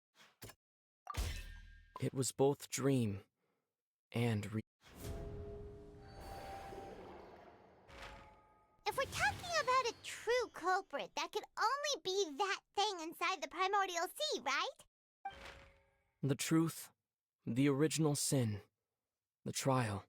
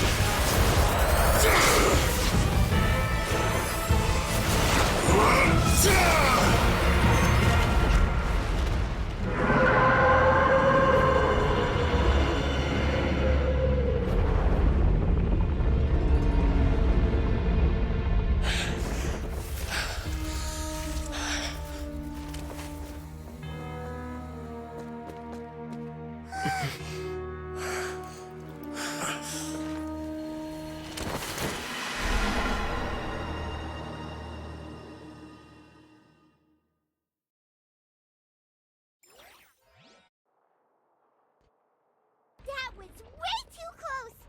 How did that thing just burst into the Opera House? Wait, was that the huge whale you saw? So we've met it at last. I understand very well why it has chosen to make an appearance here. That whale does not belong to Tevat. It is a monster that has traversed the stars, weeping all the while. It has been greedily consuming the energy from the planet's primordial sea, using it to grow. That is the main cause for the rising sea levels. And once it has finished consuming all of the energy contained within the sea, its next... You said that when the Hydro Archon first created Fontainians out of Oceanids, she filled their blood vessels with primordial seawater. Precisely. That whale finds the blood of Fontainians nigh impossible to resist. Therefore, when it left the primordial sea, it decided to make its next stop a packed opera house full of food. Food in the form of Fontainians. We just barely managed to push it back, right? In that case, won't it come back to target the people again once it's managed to recover its strength? That is correct. Indeed, it is more accurate to say that we should thank that Harbinger for buying us some time. Without him, the whale would have likely come onto land far sooner. From the way he looked, he must have been fighting the creature for quite a long time. That battle maniac. We've always known that he had a special connection with that whale, but we definitely didn't expect it to help us out like this. Anyway, now that we know that this whale is the actual cause of the disaster recorded in the prophecy, all we need to do to stop the prophecy would be to find a way to beat it up, right? It is too late. It had already absorbed too much of the primordial sea's energy before we could notice it. At this point, it has become practically integrated with the sea itself. Even if the entirety of Tevat were to be destroyed, it could still survive and swim off towards some other world.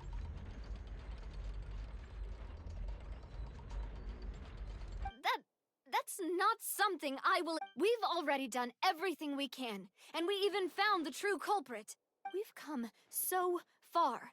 You can't just tell me that the last hurdle is some impossible foe. That's... Indeed. That's not how a grand performance should end.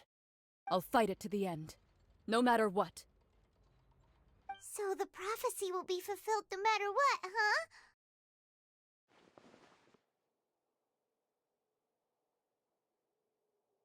The prophecy... Yes, What has been prophesied will be fulfilled.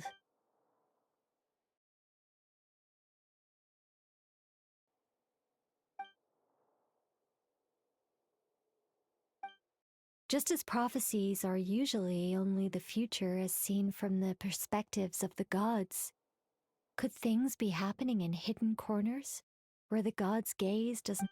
Ultimately, fate shall serve as your only guide, no matter what will happen in Tevat's future. All you need to do is to play your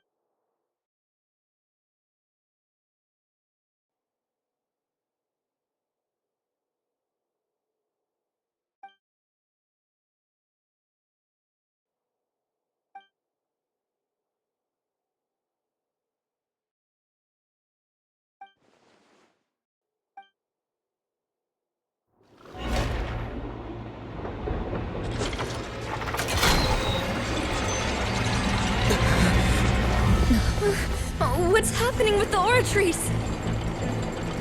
I believe it is preparing to carry out the death sentence.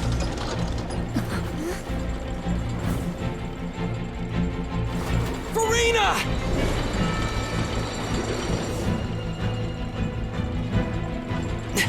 No, I still need answers.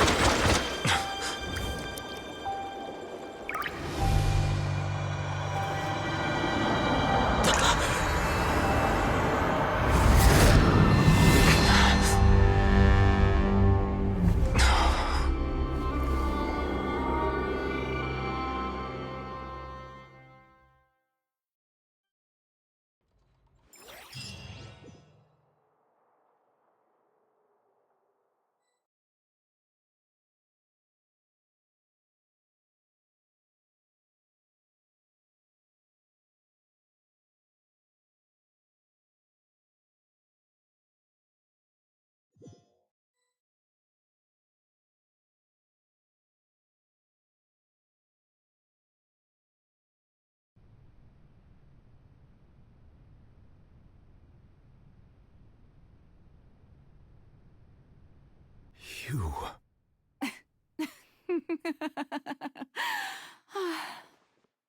Sorry. That shocked expression on your face is just too amusing.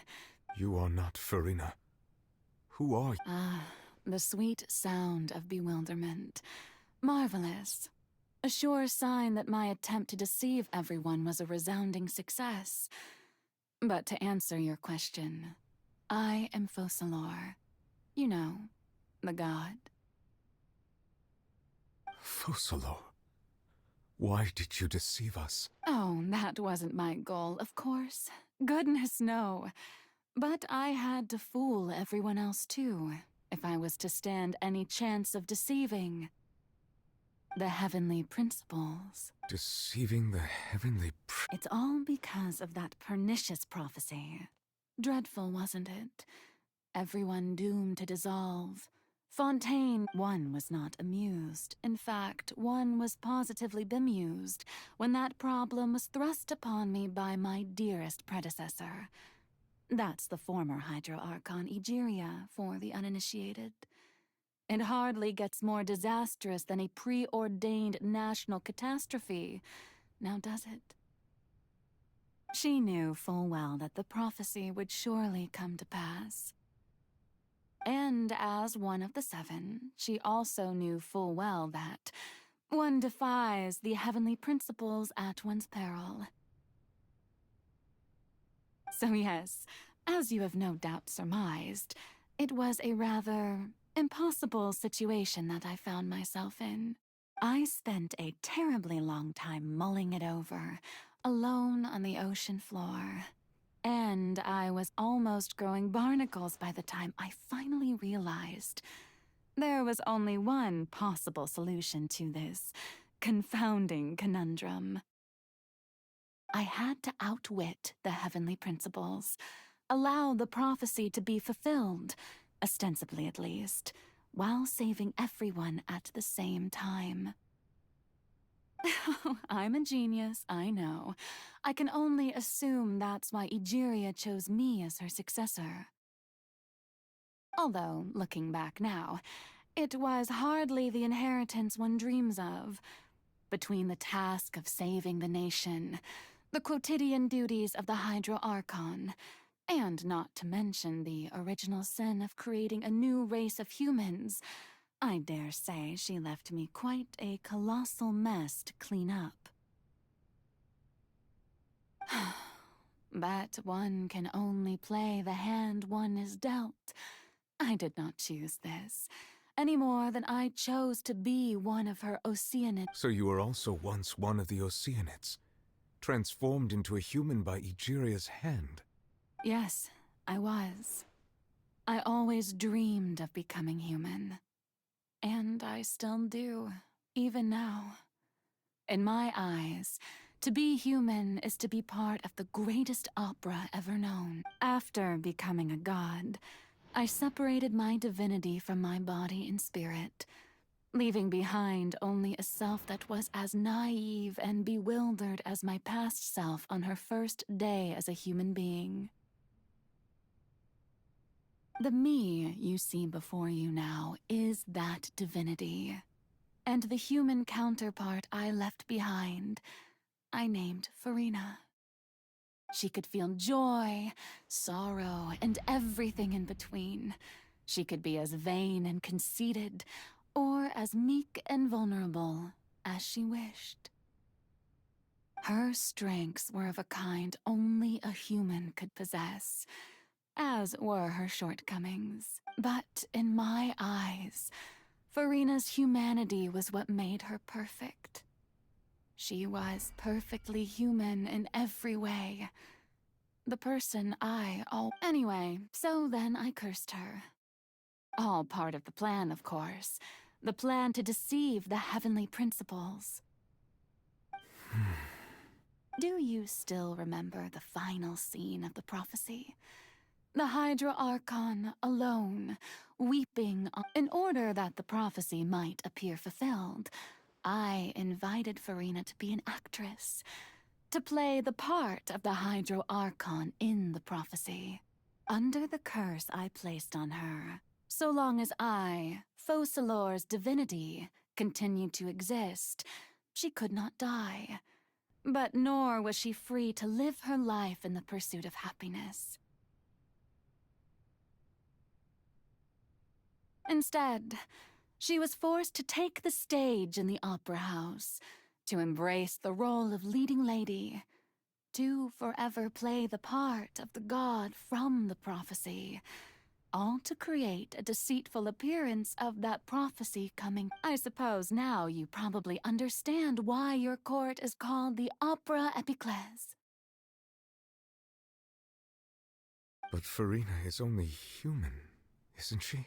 Even though she has had a long life, her mind is no stronger than that of any other ordinary human being. I cannot begin to fathom what she has had to endure. It must have been... It has indeed.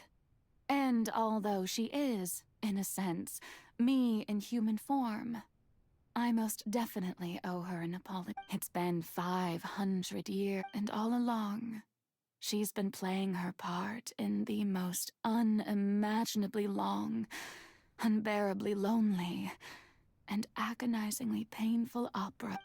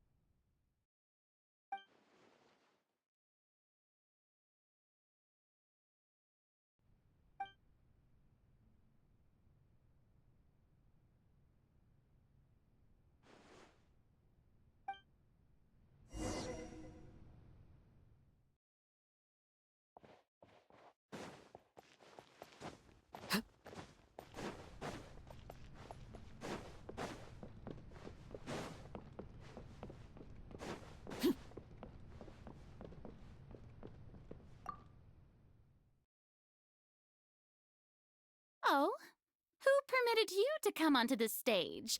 Now, I understand your admiration for my august self, but I must ask you to keep to the rule. All right. It is not my intent to reprimand you. There is no need to state your name.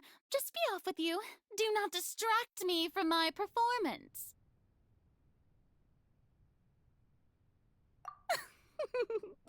Oh, do not jest. Can you not feel it? I am Focalor. The eyes of countless Fontainians are upon me. I must, at all times, display the utmost elegance.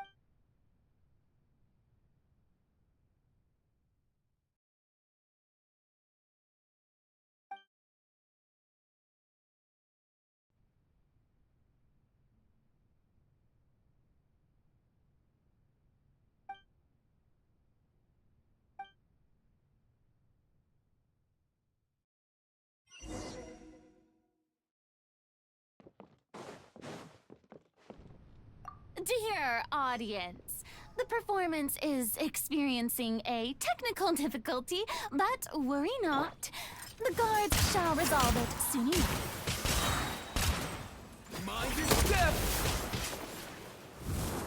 Yeah! Wheel of Life. Mind the wind.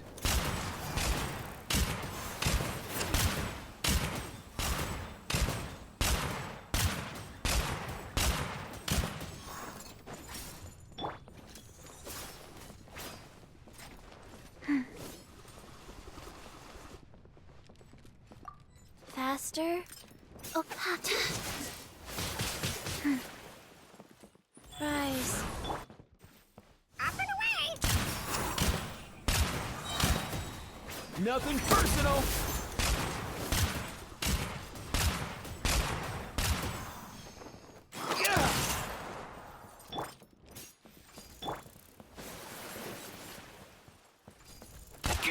Mind the wind.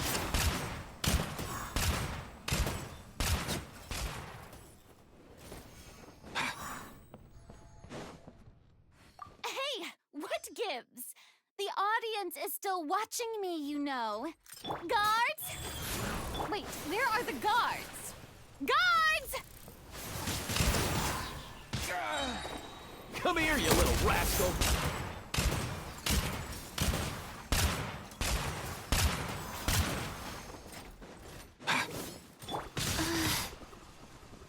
Faster?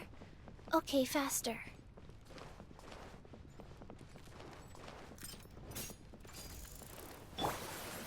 Let's go.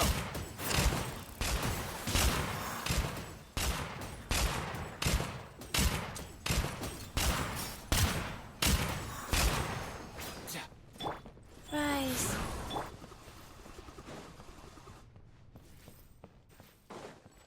Mind the wind. Nothing personal.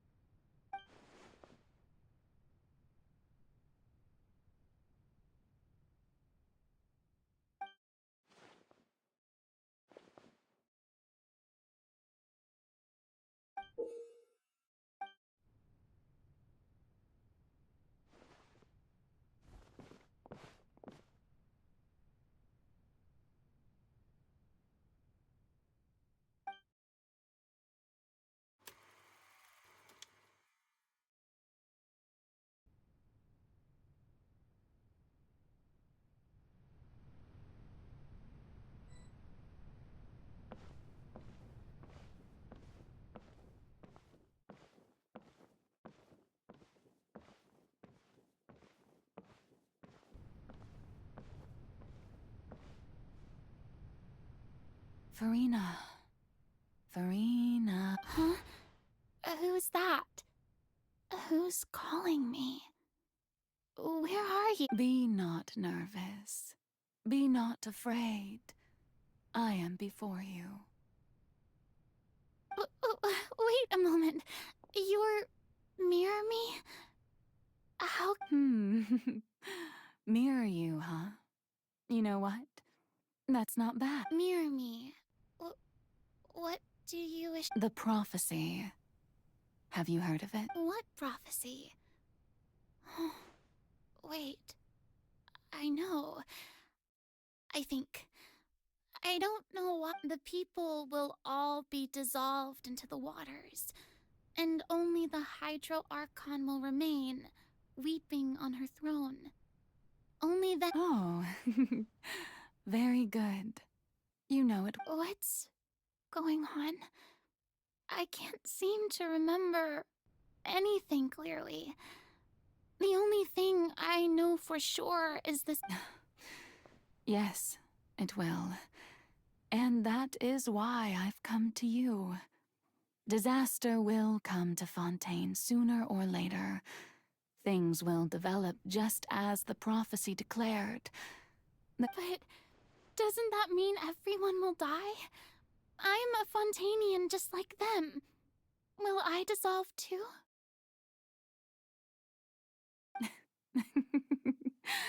Oh, don't worry.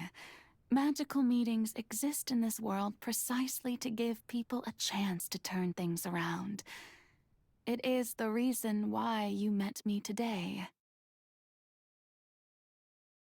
I will tell you how to save everyone, but you may have to suffer somewhat. Oh, so there's still hope after all. Goodness, you frightened me.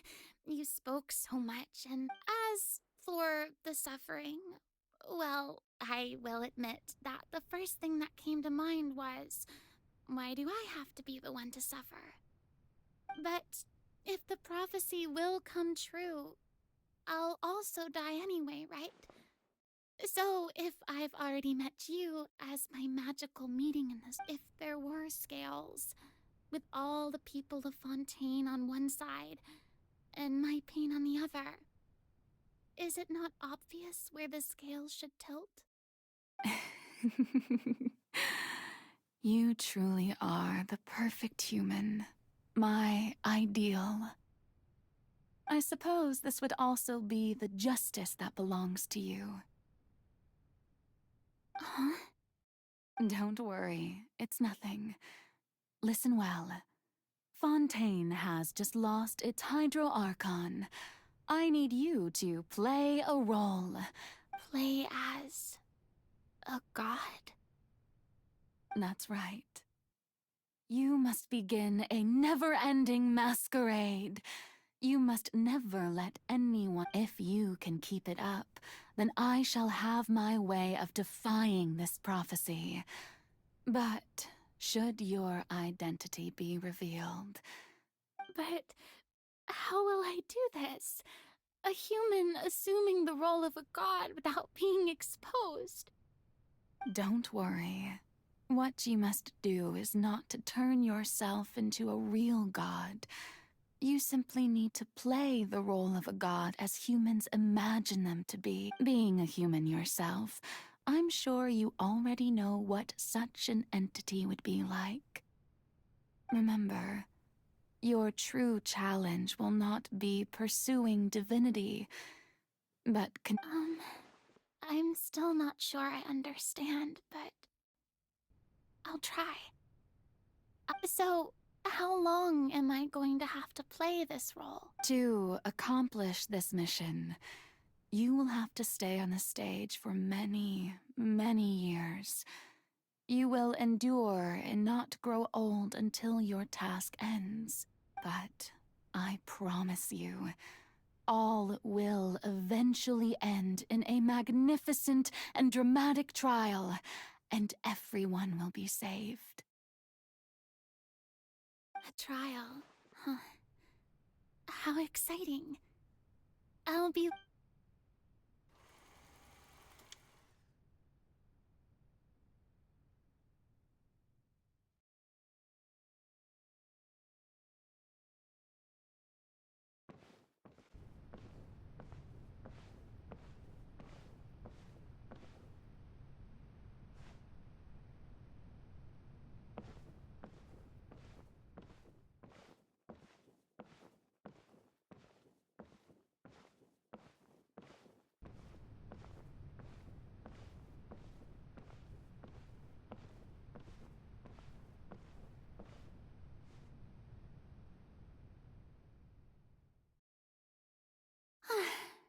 The Maison Cardinalise has announced my accession, but this is my first time facing the people. What should I say to most appear like a god? To be honest, I still don't know. Ladies and gentlemen, good evening, and welcome to the opera. I'm sure you've all heard about how I have taken on the role of Hydro Archon. Indeed, I am Verena Defon. In truth, I know little about becoming a nation's new god, but it will be my honor to guide you all. As the god Focalor, the god, once again, thank you all for coming. If you should have any questions or suggest, this should do it. I thought I might stammer, but thankfully, I was able to convey my thoughts just fine. That's the new Hydro Archon. Is this some kind of joke by the Maison? I would have thought that a being that surpasses humanity would be a bit more... Hey, did you hear that? She even told us to send her suggestions. Shouldn't gods be all-powerful? She's being so modest. What's the... If you ask me, perhaps the succession didn't actually happen. She might just be a... Wait, what's going on? Why is everyone suspecting me of being a fake? Oh, this is bad. If I get exposed here, there'll be no saving the people. Right. Mirmi said that I just need to play the role of a god as humans imagine them to be. Calm down, Verena. Think. What do the people want? How would they imagine a god to speak assertive, with a strong sense of presence? One who can dispel all doubt. That is the character I'm...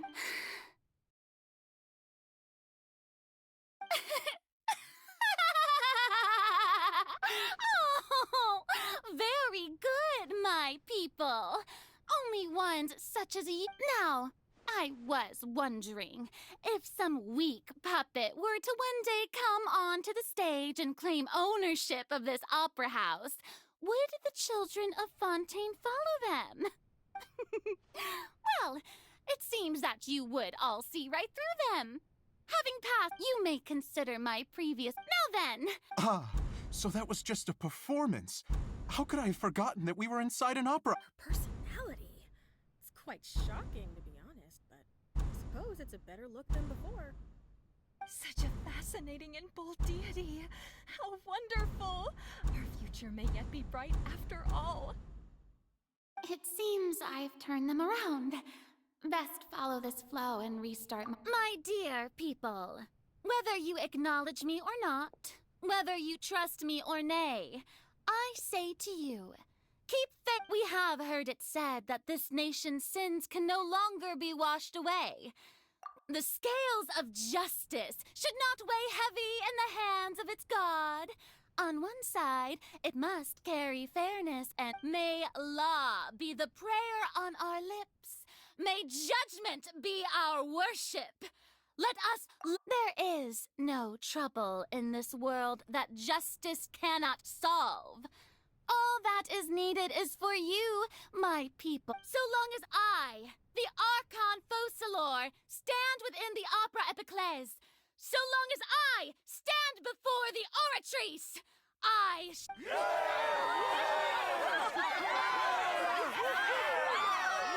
Yes! Oh, yeah!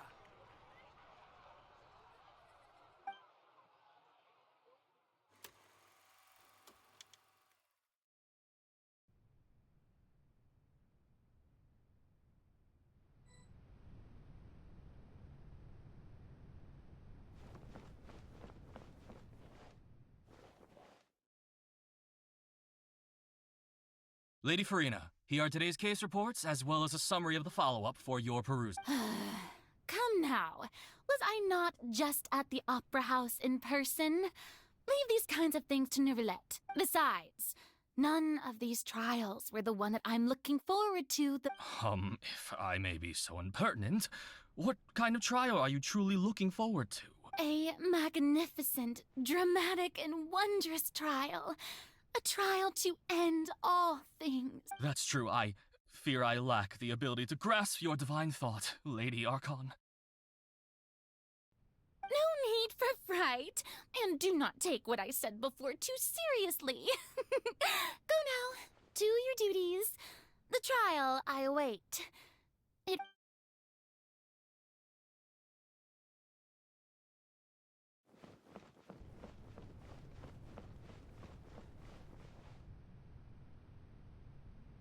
Lady Farina, I don't know what to say. Thank you for agreeing to see me. No need to thank me. Or rather, thank your own sense of perseverance instead. Long have you stood in line to meet me, have... Oh, I'm afraid that's just an inevitable consequence of... All right. Deuteria, is it? How is your son's illness? You remembered me, and you knew... He is doing much better now. In fact, he is far more of an ardent believer than I. He was the one who forced me to seek an audience with you. Oh, good. Very good. If this should happen again in the future, please do not hesitate to come and tell me. Going down to citizens' homes every so often, while not usual practice, should serve as a fine change of pace. Ah, you're such a gentle and wise God. Thank you once again, on behalf of my son.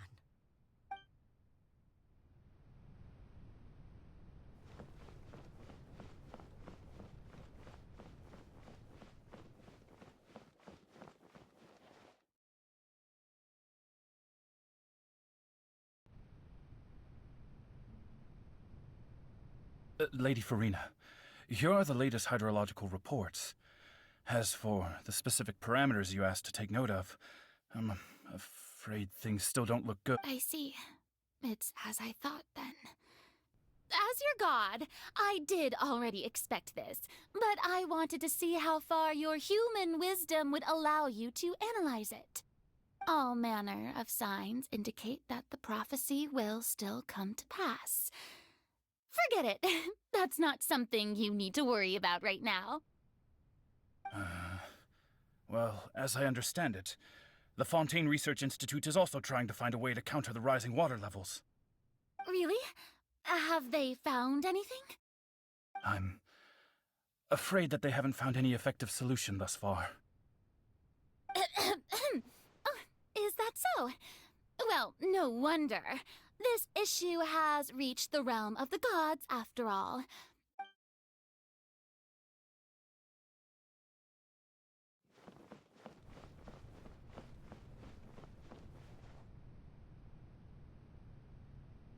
The day is finally over. I haven't had a moment to breathe this whole time, but it's good to see that everything's getting on track. There are no... Maybe this is fine. I just need to keep going. And every... Alright, Farina, don't think too hard about this. You need rest.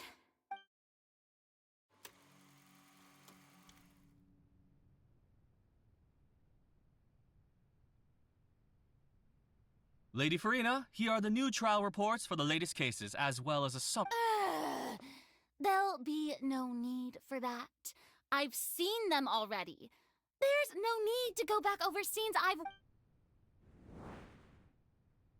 Lady Farina, I've waited so... Indeed, my dear, loyal citizen. This joyous moment is an honor for us both. Lady Farina, we're detecting significant hydrological anomalies near Poisson. Understood. Keep monitoring. Keep me informed should anything come up at the Institute. I don't think I let anything slip today. I must show the people that I just don't know when these days will end. I feel utterly exhausted. Best to rest early today, too.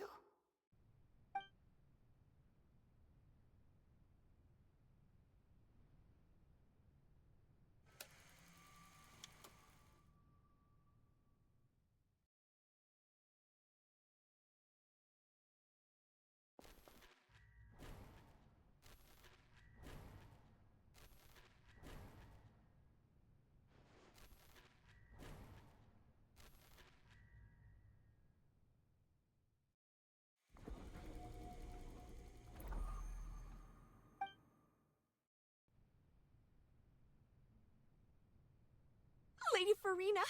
It's like a dream being able to speak with you up close. I've heard that the first member of our family who was honored to receive an audience with you was Madame Deoteria, almost 20 generations ago.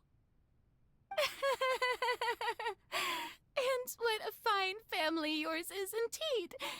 It brings me great joy to meet such a faithful believer.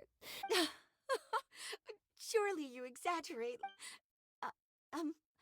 My lady? What is it, good citizen? Oh, are you crying?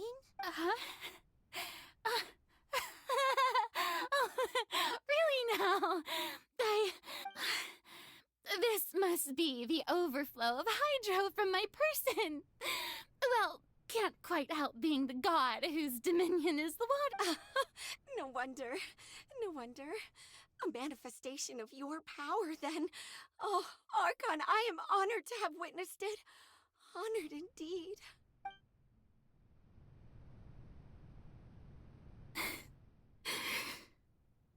So interminable. Hundreds of years must have passed by now. Perhaps the show must go on for hundreds more. I never imagined that it would hurt so much. Have I reached my limit? No. Perhaps I reached it long ago. Did I want to tell someone, anyone, about this? But would that not destroy all I've done so? I've conducted so many investigations across the centuries. But there's not even a sliver of hope that all I can do is keep heart. I must maintain this act. It is the only way to save Fontaine.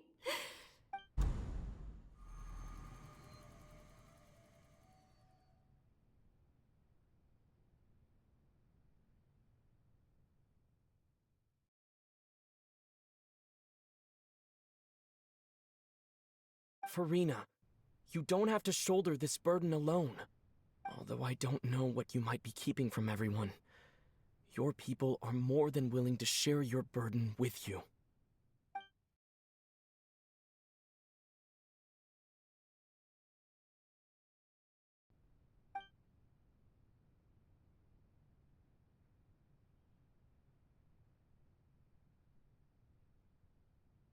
Share my burden.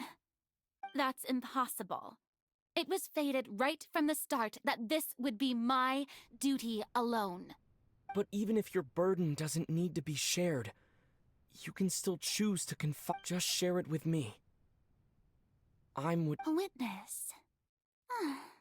Yes, I've heard that you came to Tevat from beyond the stars, yes. In other words, you never belonged. And if Tevat is, in its entirety, a show on a stage, then you're just a spectator, aren't you? He's right. I could confide in him, but if things don't play out as expected, the people of Fontaine will be the... No, Farina, you shouldn't be selfish.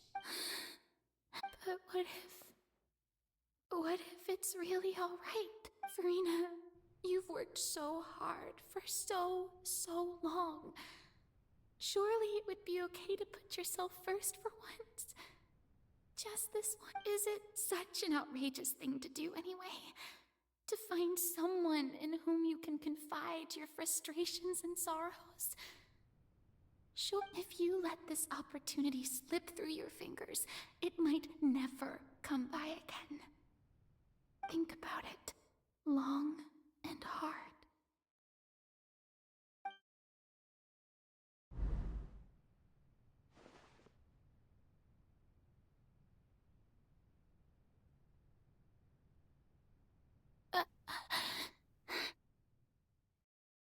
No, I have nothing to say.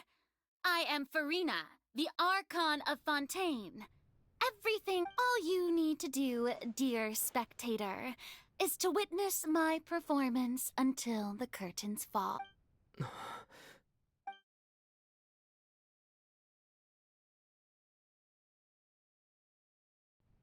Fine.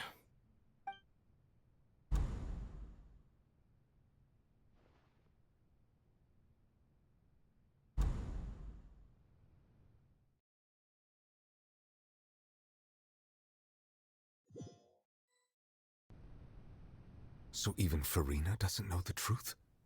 You've never once let her in on the full plan? Yes, it had to be done. To deceive the heavenly principles, you must first deceive yourself. She did very well. If she had let her resolve falter even once in these 5 centuries, Fontaine would have been doomed to the most tragic fate.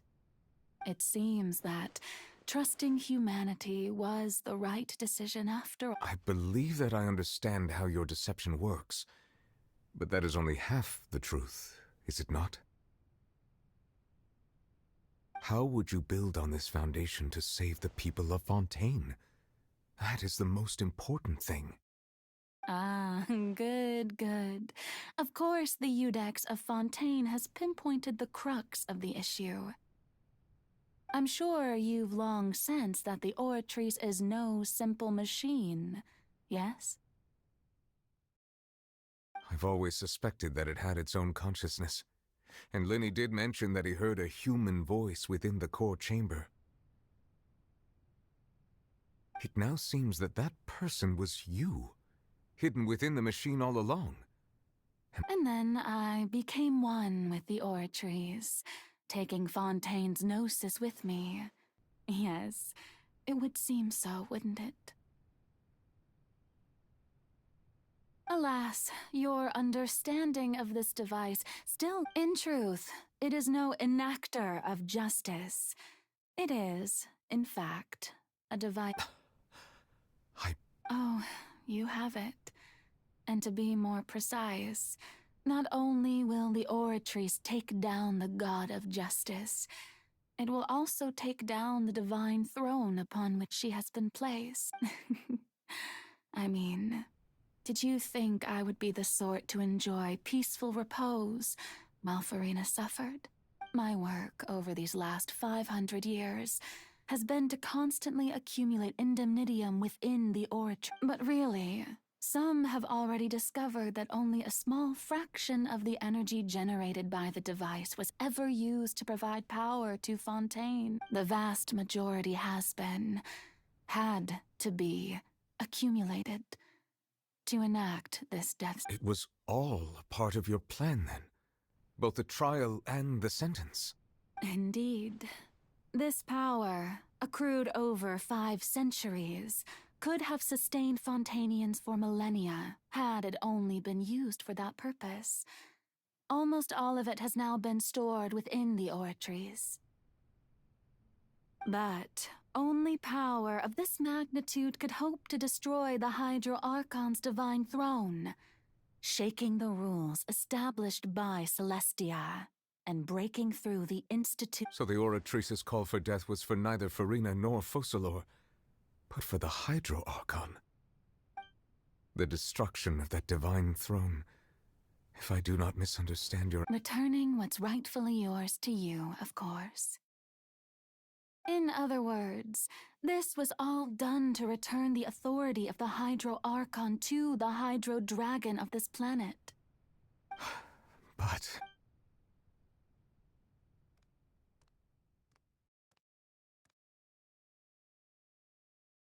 Oh, what?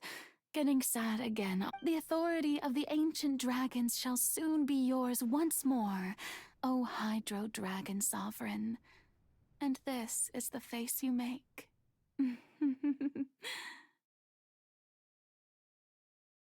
all you've done throughout the years is just so you can sacrifice yourself at the very end.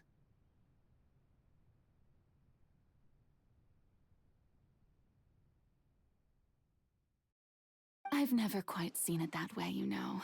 Even now, I'm quite pleased at how well my deception worked.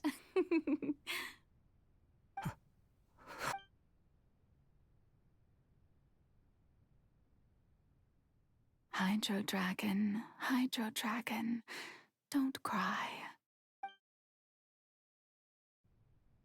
I must say, had it been within my rights, I would have loved to judge the heavenly principles themselves.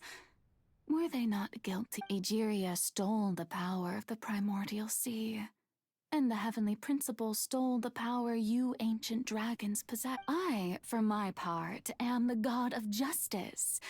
And is it not just that your original powers should be returned to you? Speaking of justice, I have always believed that justice lies in the process of pursuing. So, if the theft of the primordial sea's might was Fontaine's original sin, then, leaving matters of procedural right and wrong aside, the descent of the Fontainians as humans and their right to exist in this world would be Fontaine's original